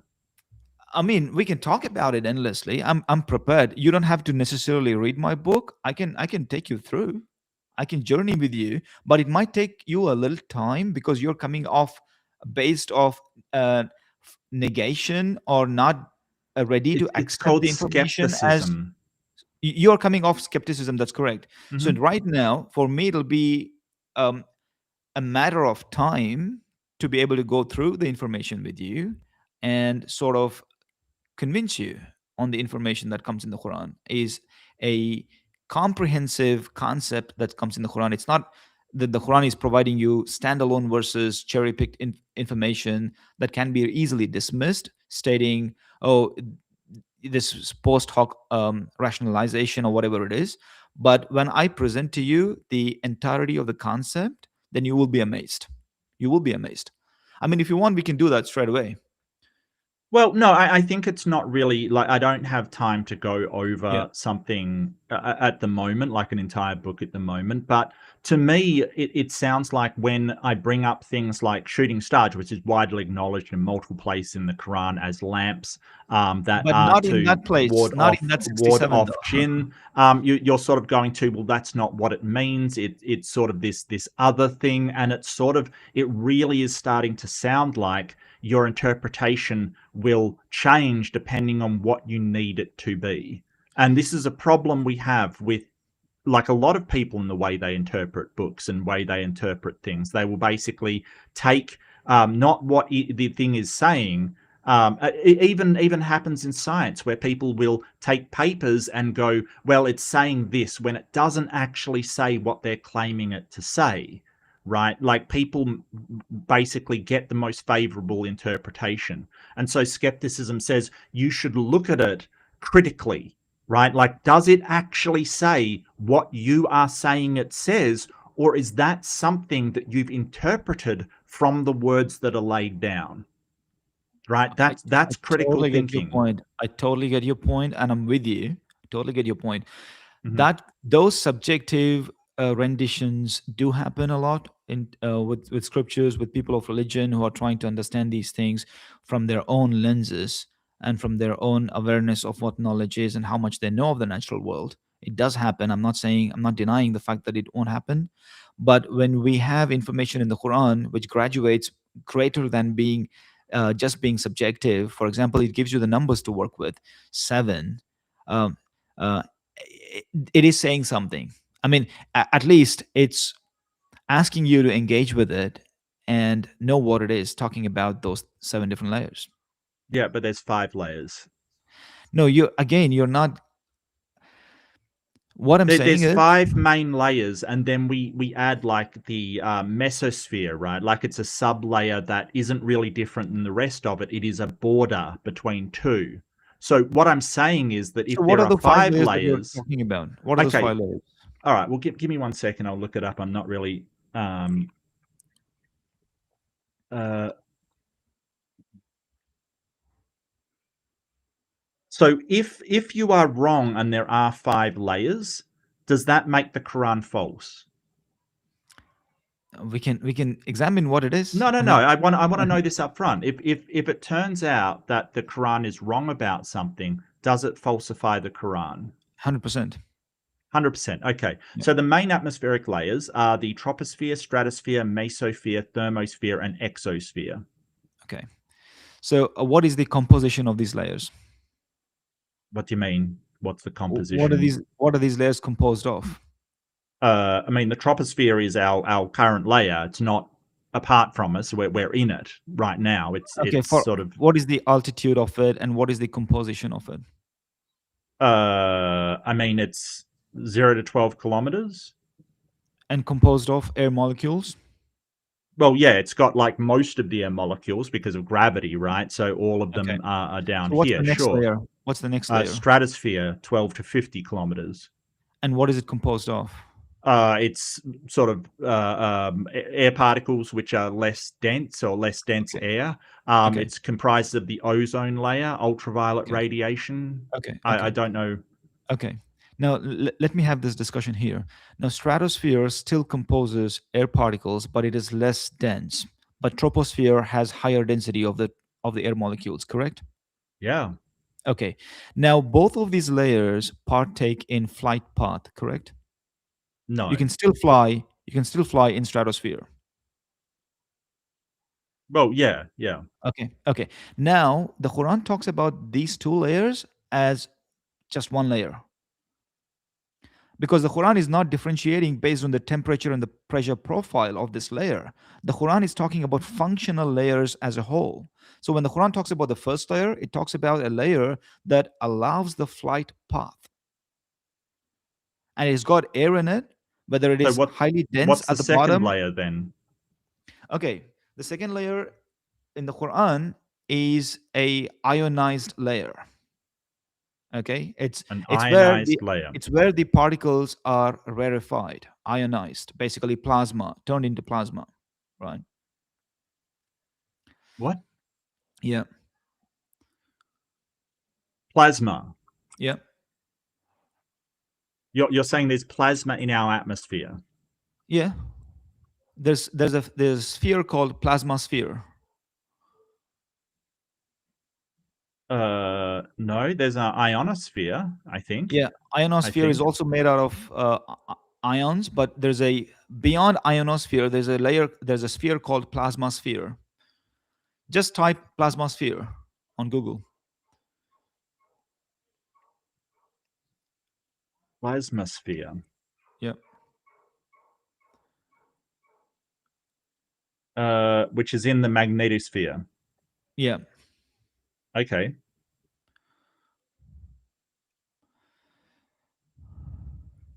So these are names given to areas in the atmosphere, but they're not layers themselves. Like that is in the mesosphere, right? The Quran talks about a Magnetosphere. construction that overlaps these layers. The Quran talks about these sky layers as overlapping each other. Okay. Okay, so what's the layer above that? So it's technically not like above and in a fashion of altitude, but these are functional layers. They're overlapping, and when the Quran talks about ozone, okay, it is still sitting within um, the first layer technically. Okay, I doubt that the Quran mentions ozone at all. no, it does Okay, so it mentions ozone, as a protective layer, as a the protective layer, molecule ozone. as a protective layer for safeguarding life. Okay, but it doesn't mention ozone. Obviously, this term ozone is a modern term. Obviously, it's not stating in the Arabic language as ozone. It's referring to it with the same word sama. Okay, but the phraseology is what facilitates the interpretation that this is the layer that's being talked about. Yeah, so it doesn't actually mention ozone layer. It does. It does. It talks about it being bina'a, being built with these um, units. Like for example, ozone built as O3. It's the same unit, like a brick, oxygen like a brick that's being used to build this sky layer. So the Quran talks about this sky layer in this language, and for the function being to protect the life on planet Earth.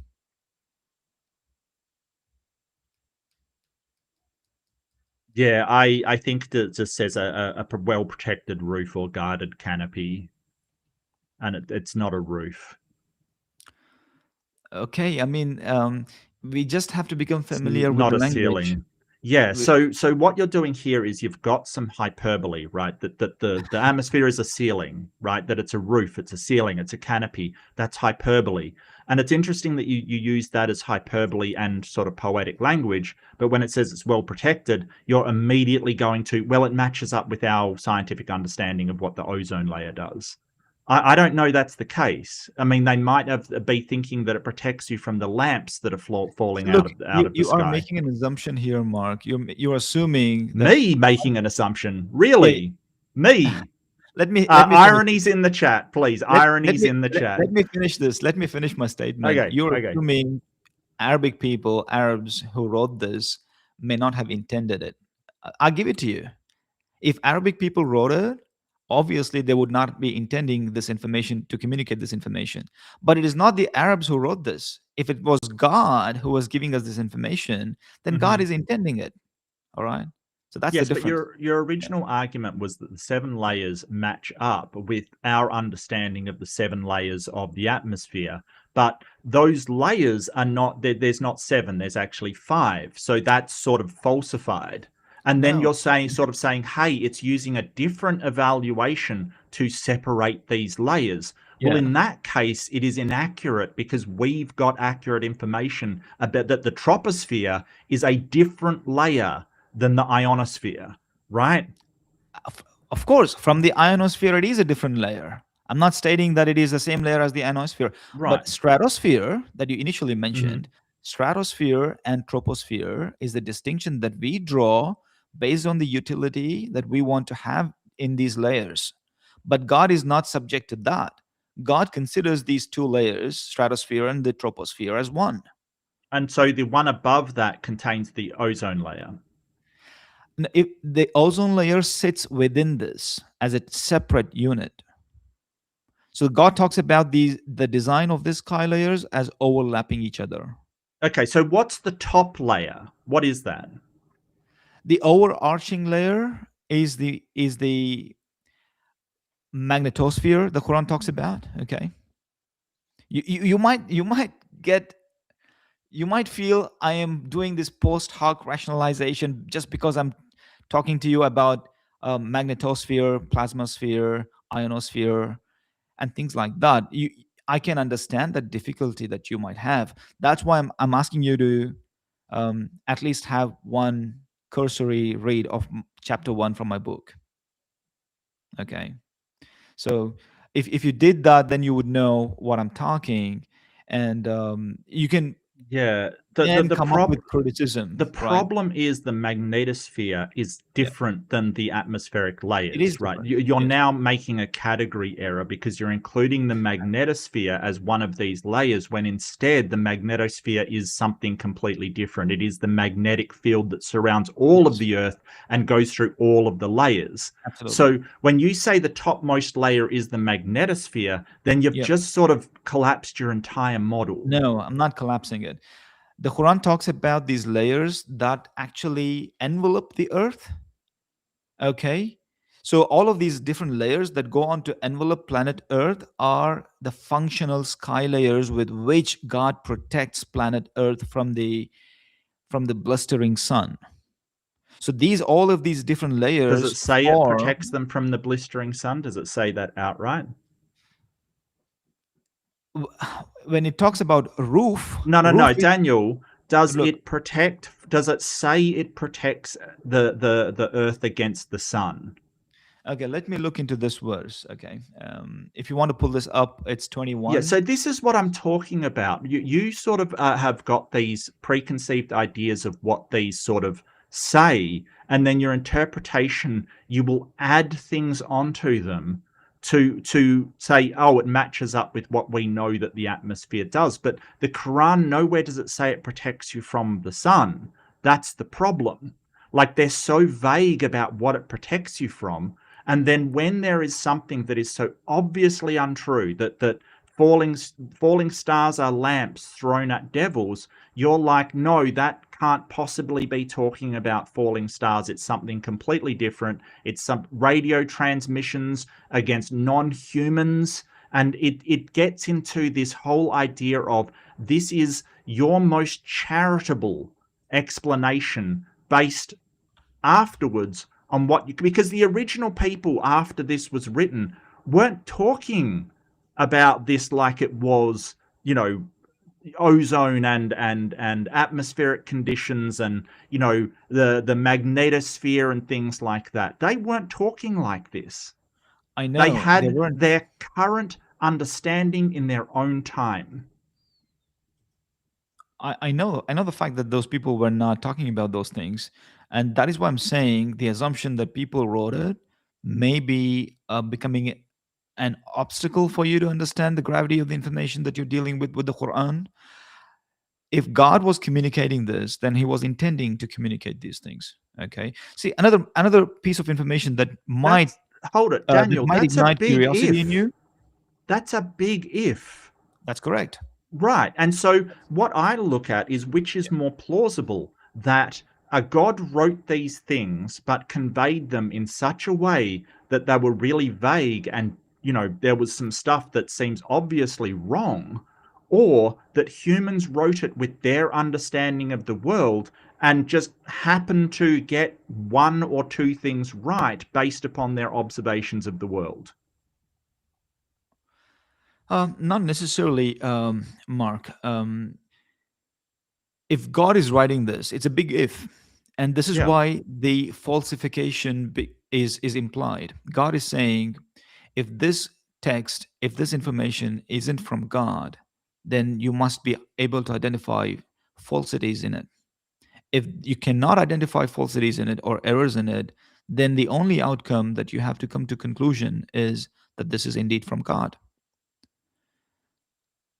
No, that is not how that works, because I've just identified where it's been wrong about what shooting stars are for a start. No, it's Um, not talking about shooting stars, though. All right. yeah, so you say, but the interpretation from scholars, you must admit, all the way up until the modern day, has been he is talking about shooting stars. Correct? The Quran does talk about shooting stars, but in chapter 55, not in chapter 67. Let's see.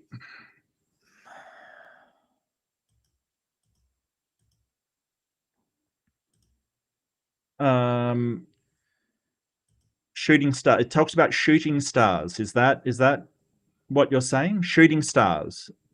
Yeah, again, look, shooting stars is a language that people used, okay?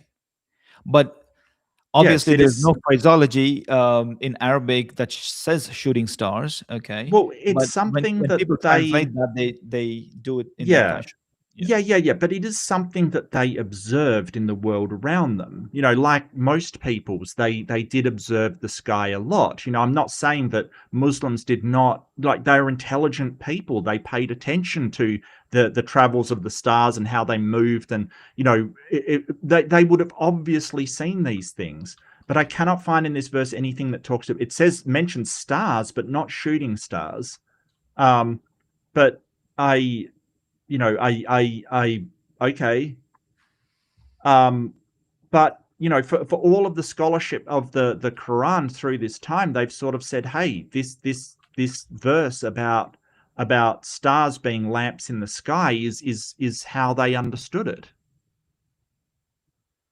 Just I can, quickly, sorry to do this. Just quickly, I just got a super chat from Professor sure. Hizzle for $5. Thank you, Dan. You cannot expect people to buy your book in order to understand your argument and debate. You are supposed to bring the source. Look, seriously, Hizzle, this isn't a debate. We're just having a discussion between two people. I don't see any problem with saying, hey, I've referred to this in my book and referencing it. But yeah, I must admit I can't just dash away and read a book right now. It is.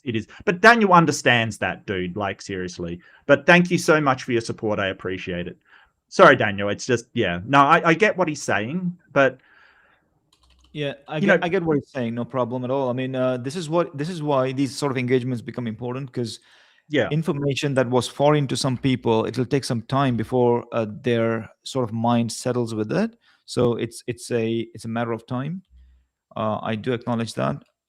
And something that I want to show you is in chapter 71, which might spark your curiosity. Okay, if you want to pull up that verse from chapter 71. Um, yeah. So I'm just reading here, and I mean, this do take it with a grain of salt. It's just what I've looked up on Google. But sort of Ibn Kathir and early commentators on the Quran explain these are meteors or meteorites. Basically, they believed that for many, many, many years is what it's saying. look, Ibn Kathir also talks about the earth being placed on the back of the whale, gigantic whale. If this is the guide to go to Yeah. guy, then I'm not in favor of it. Okay, some of these people, commentators and exegetes, they are sitting in the ancient world, having an Yes. ancient worldview, and they are Yes. commentating about the Quranic verses in from their own reference frame, and Yes. that's not what the Quran is talking about. Okay, How do you know? because this is where the claim is. The claim is the Quran is a dictation of Almighty God. Okay, that's the claim. That's And the to be able claim. to Yeah. falsify the Quran, you can't No, no, go to no. these exegetes. You have to go to the Quran and then be able to falsify it. Okay, you No, can't that's go to not the how exegetes. claims work, Daniel. I don't make a claim and then you have to falsify that claim, right? That is called shifting the burden of Okay, but proof. why do you Because even go if to these I make a exegetes? claim, you've Yeah. got to then, like, you can just say, hey, you've got to provide solid, reliable evidence that that claim is true, right? Okay, Not the other way round. I'm ready to shoulder that responsibility. Okay, all you need to now do is sort of engage with the content that I'm trying to give you. So if you go to chapter 71, verse number 15, just that curiosity is sparked in your inquiry, so you consider it to be worthy enough to go and look into my work, right? So if you go to um, chapter 71 verses 15 to 16, this is an amazing piece of information that should spark curiosity in you. Okay. Placing the moon within them as Yeah. reflected light and the sun as a radiant lamp. Now, okay, hang on, don't mix up things. Now, the Quran talks about, do you not consider how God has created overlapped seven sky layers The and moon is placed the not moon therein within as lightsome? the moon is not within the atmosphere. It is. That's the point. That's the point. You think so? It is placed within these sky layers of the Earth. The plasma sphere and the magnetosphere envelop the moon. Well, the moon's got its own sort of magnetic field. That's fine. That's fine. But the Earth's magnetic field and the Earth's plasma field envelop the moon. Yeah, The I'm not exosphere, sure it's. basically, the exosphere envelop the moon. Uh, no. It does. But the exosphere is only out to like 10,000 kilometers. Um, Depends on how they classify exosphere there, but the exosphere is the layer that goes all the way to um, where it basically ends. Okay, so it encompasses the whole of the plasma sphere, the tail of the plasma sphere, basically, that encompasses the moon within it. Okay. Okay. So now this kind of information shouldn't necessarily spark inquisitiveness. So I'm telling, if you want to give it a shot, my book, chapter number 1 from 2 of my books, okay, that'll be fantastic. I mean, if you want, I can pull up my books on Amazon and show you. Yeah, well, link it in the chat. Like, link it if you drop it into the chat, the private chat here. I can link it for you. Or if you just send it to me in some way, Let me um just open up I here. can. Let me just open up here. Like, if you can share the screen. Oh, sure. Okay, this is the first book that I wrote. It's Ancient Astronomy, Allah's Narrative, in which I'm talking about the different sky layers of the Earth. Okay, and this book is the second book that talks about the creation of Earth and origins of life. So, chapter 1 from this book and the previous one is where the complete idea of planetary creation has been discussed. Okay, so if you just read chapter 1 from both of these books, you will get a comprehensive idea of what the Quran is saying about how the creation of planet Earth and its sky layers were organized. Okay. That's your book, is it? Yeah. Masood Ahmed. Yeah, that's my name. Yeah. Oh, okay. So, but you just go by Daniel these days, Yeah. or Yeah. On YouTube, okay, gotcha. I go with Okay. Daniel. No, Yeah. no, it's just checking. I just seemed like I've got a link for it. Give me 1 sec, and I'll post in the chat. So if you are interested in Daniel's book, check it out. Yeah, to me, when coming at claims, really, what we do in skepticism is basically that. Cheers, thank you. I can just grab that. What we basically do is we come in it as somebody makes a positive claim, right? And the claim may be that, hey, I have superpowers, or I have a pet dog, right? Like, there's two different types of claims, or not two different types, but there is claims are generally the evidence required for them is generally to do with the extravagance, or how little the claim fits within your current understanding of reality, basically. So I think Christopher Hitchens or made it popular as like extraordinary claims require extraordinary evidence, right? Absolutely. So I sort of agree with that.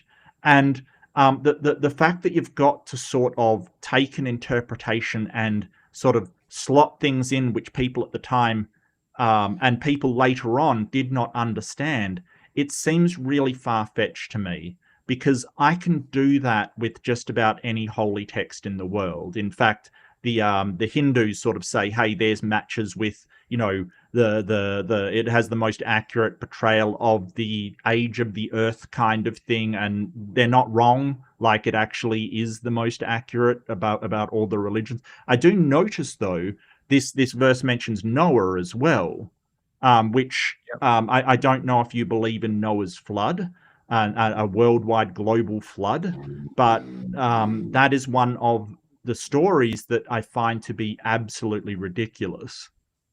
Yeah, I mean, the impression of Noah's flood is not a global phenomenon not in the Bible, not in the Quran, okay? Because the biblical language uses words from a reference frame, and when it uses the word world, it was from the reference frame of Noah's population, Noah's um, habitation. So habitation becomes the world for the people. You know, our world is Australia, for example. So the same applies to Noah. But if interpreters today look at it and go like, "Oh, it was actually a global flood," now that's a that's the kind of interpretation which is what is called as ICGCs, because you're not living those times, you're not understanding hermeneutics, you're not understanding from how it was communicated to our people back then, and now you're making a massively different claim of a global flood which is not really substantiated in those narrations. So Well, the I Quran would nor the argue, Bible talk about global flood. They don't. yeah, I would argue, Daniel, that you're using the same eisegesis into your Quran and all of these, sort of layers of the atmosphere. Because if it's not matching up with the scientific layers, then they could be anything, right? No, I mean, science can look into these things, these claims, and go like, why the Quran does that in this way, and um, is there substance for the Quran to work out these layers in in the manner it does, evaluates those layers to be, and then if there is a scientific criticism Hmm. at the Quran, then I would be interested in looking into what the scientists have to say about it. Okay. Right, but you must admit, and I really want to get to the bottom of this, that your Yeah. original argument using this was that it matched what the science said about the layers of the atmosphere. That's correct. Even now, I mean, even now, because those sublayers that we are talking about are the sublayers based on the temperature and the profile and the pressure profile of the atmosphere. But when the Quran talks about functional sky layers, it is at a higher level of um, discourse of what these layers are and how they functionally work together, right? Yes, So look, so there's look, there's five main layers of the atmosphere, not seven. Okay, and I get that you're saying, well, it's talking about something different and it's basically merging these two, but your original argument is that the seven layers it talks about is the same seven that or it matched up what we knew about the atmosphere, and it doesn't, because there's five. There's also the ionosphere as a sublayer, and the stratosphere and menopause, right, like mesopause, sorry. So in actual fact, if you include the sublayers, there's eight. no, the thing is, when you're talking about sublayers, for example, you're talking about ionosphere being the sublayer. The reason being, when we map out the layers of the Earth, we go like 1 to 12 kilometers, 12 to 50 kilometers, 50 to 500 kilometers, 500 to 5,000, or whatever it is. We are measuring based on the altitude, okay? And then we are subclassifying ionosphere as a sublayer, which is what not the Quran, which the Quran does not do. In the Quran, the ionosphere is a distinct layer. It's not a sublayer in the Yeah, Quran. I get that, Okay. Daniel. But were Yeah. you going on about 7777? It's the same as what we understand at seven. What I'm getting at is that argument doesn't actually match, because It we does don't match see them as seven. because you are subdividing certain layers. Functionally, how do I'm you not subdiv justify? I'm Now not I'm subdividing asking. layers. Now I'm I'm not. asking, how do you justify the division of troposphere and stratosphere? Don't tell Well, me just because you find ozone in it, I'm therefore subdividing it. Don't do don't come up with that justification. yeah, W- m- it's separated by the weather patterns that occur in both of them That's and it. the That's types it. of. So it's not Yeah, functionally different. It's not functionally different. it is. It's not. It What what is. what are the implications for it to Well, be functionally different? What I am saying to you is when the Quran talks about the first layer, it talks about the homogeneous atmosphere, which permits flight path. That's a functional separation. So flight path is possible in troposphere as well as in stratosphere. So the Quran doesn't subdivide them. It considers them to be one unit, one functional firmament. Yeah, I'm just looking up now. Basically, yeah, the Earth's ozone layer is in there, but it's nearly cloud and weather free, so it doesn't have the same atmospheric conditions that the But it troposphere permits does. a flight path. Well, sure, that's because it's not air free. That's correct. So the functional sky the Quran talks about, the first one, the homogeneous sky, permits flight path.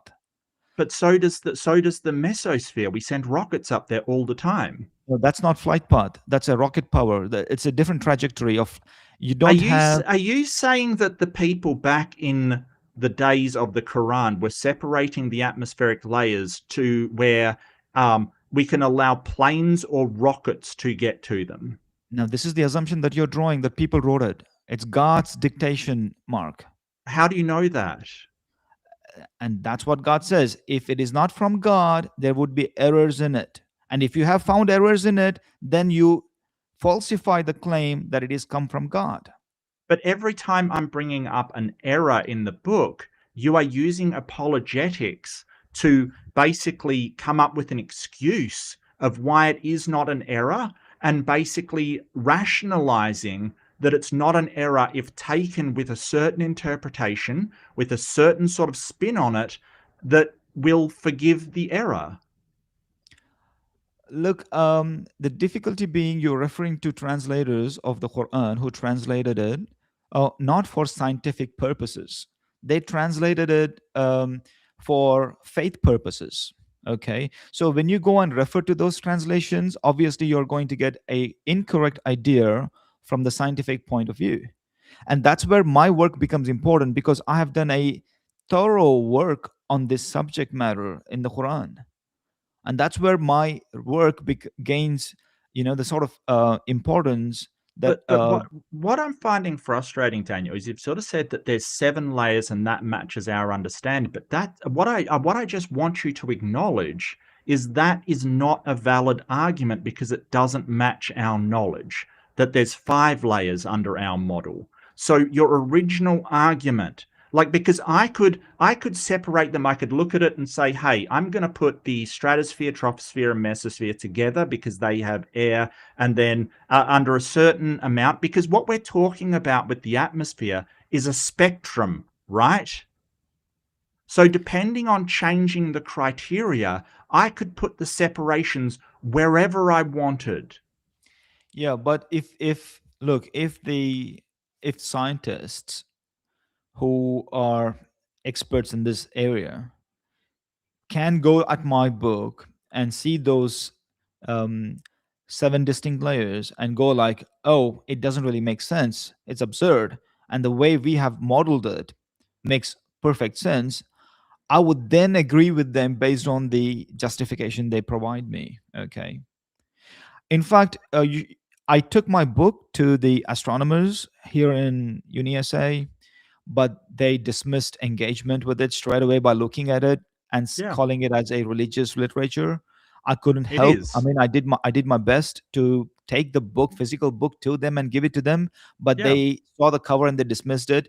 That's fine. Whatever they did, I'm not complaining. What I'm saying is, this is where engagement is needed. If there is a claim and you can look at the claim and engage with it and then critique it, that's the kind of feedback I am looking at right now for me to go and like say, oh, okay, the Quran was massively wrong because it just made claims that cannot be substantiated by science. And therefore, from the lens of abyssal epistemology and thinking, the Quran fails and is falsified. But that Well, is not happening. so the problem, Daniel, is that that's not what scientists do, and it's not what science is for. In order to form any hypothesis, you have to have some kind of falsification criteria. And the problem that we keep running into is that if we read the text and it doesn't match up, there still doesn't seem to be a falsification criteria. There Because, is a falsification criteria because I have okay, synthesized it in my book. okay, so what's the criteria for being falsified? I mean, if the information that I'm talking in my book about what these different layers are, 7 different layers, if scientists go like, no, this is incorrect because of these many different reasons, I can look into those reasons, okay, and I can consider their validity and go like, okay, yeah, I really had a very incorrect So understanding of the sky layers of the earth, if and Quran is wrong. if the best way of categorizing the layers are 7 under the conditions, under functionality that you're talking about, why do scientists categorize it under 5, mostly associated with atmospheric and physical, you know, particle conditions? You know, how much air and how much, the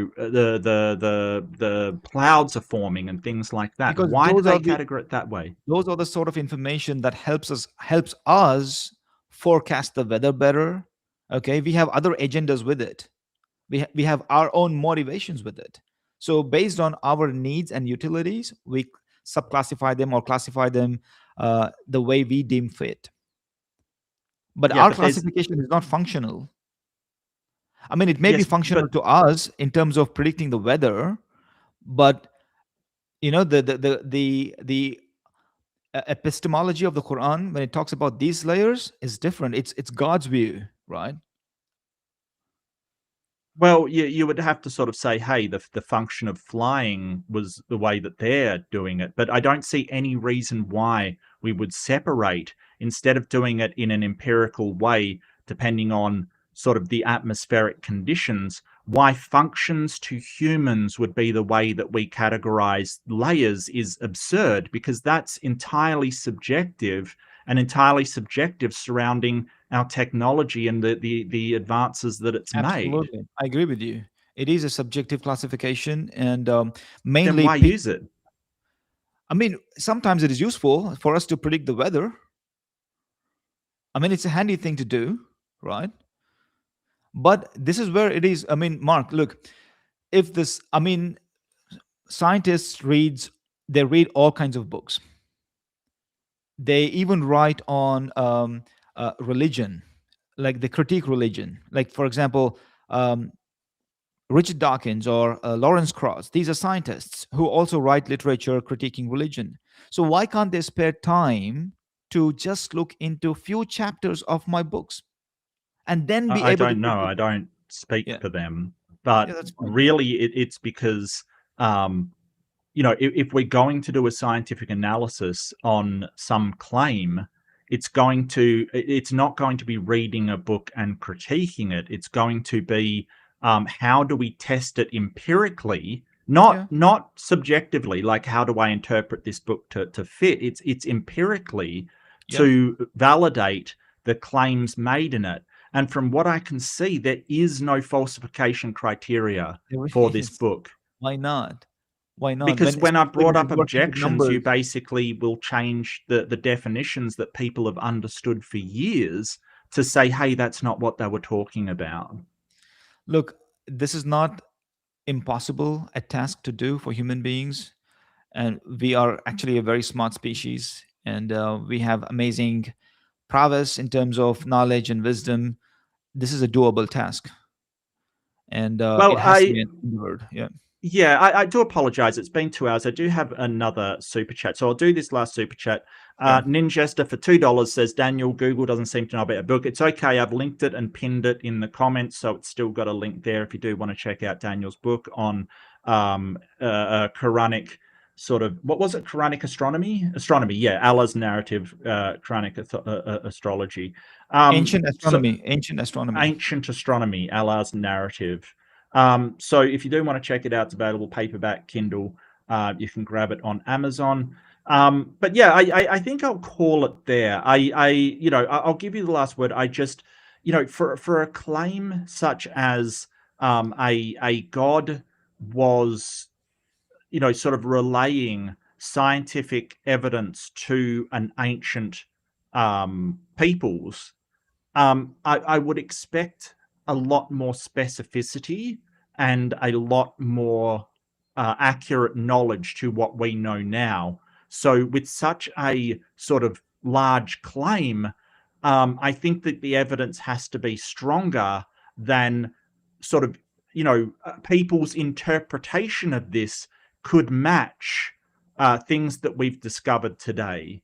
because you can do that with any book. But that's where I'm at the moment, Daniel. Absolutely. I But I'll totally give agree you the with you. last word. Go for it. I Last totally word. agree with you. I mean, this is why I love talking to people who are skeptics or people who come from the standpoint of skepticism. I've enjoyed it. And the outcomes of these writings are because I had these interactions with the atheist community. Okay. I mean, look, these are massive claims, of course, and massive amount of evidence exists. The evidence is captured in my books. Okay, I'm open to understanding. I'm open to correction, and if people can read these books, literature, and come and tell me how I'm wrong or how things are wrong, how things are different, why we look at things differently, and that is the sort of engagement I would love to have, and I would love to make. In fact, I would love to see. I mean, the Quran being falsified. How can a text survive the length of history, not having being um, effectively debunked? You know what I mean? So there is a lot in the Quran to be dealing with, and also in the Bible. Okay, but yeah, I mean, these are the sort of conversations that I'm willing to have. I mean, if people, audience here on your channel, look into my channel, they would have a firsthand understanding of what I do, what I'm looking forward to in terms of engagement.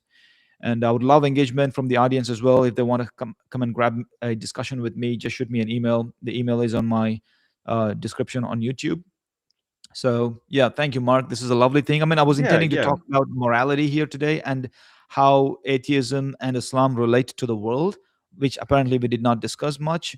But I would love to have a discussion on up that front on Yeah, how yeah, atheism absolutely. and Islam relate to the modern world, and how morality functions, and if morality is evidence at all. Like, I do know people of religion make morality as a big piece of evidence for God, which I don't do that. Okay, so it'll be interesting conversation, Yeah. and yeah, looking forward to Yeah, yeah. more of these, Mark. Yeah, that would be fantastic. Well, it's two of my favorite subjects. You sort of hit on early the word. I didn't even get to it. Like, we sort of just did astronomy, cosmology, and the Quran at the Yeah, moment. But yeah, sort of evolution's one of my favorite topics, and so is yeah, morality. So maybe we can line those up. yeah. Do you support evolution, or is that something that you don't support? Um, I I don't support evolution on its premise, how it's defined and narrated to the world. Okay, Okay. but we do have instances in the Quran where the Quran talks about um, placental changes that have happened in certain species.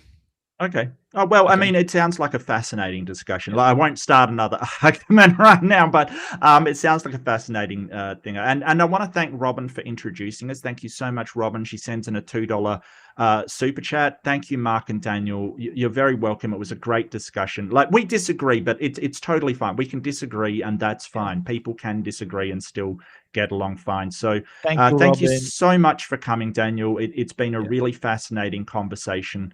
I'd love to do more, especially morality is great. yeah, Evolution is another one that I really love. But I think sort of, science is one of those things that if you start talking about it, I will go down that rabbit hole for ages because, right. I really do enjoy talking science. Yeah, But okay.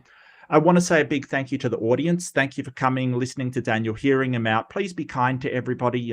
He may not agree. I might find it frustrating. He might find me frustrating. That's okay. We can still be reasonable and sort of treat each other civilly, okay? Which is really what I'm after. I do not want, trash fires and yelling. So thank you, Daniel, for not yelling at me. I really appreciate it. It's fantastic. And do be kind to yourself, okay? It's pretty stressful at the moment. I get it. Be kind to yourself. Take care of yourself. Be kind to others. And I will see you in the next one. Hopefully, we can talk with Daniel again, see if we can get something lined up, and have another discussion. Thanks, Have everybody. Bye-bye. a good day, guys. Bye.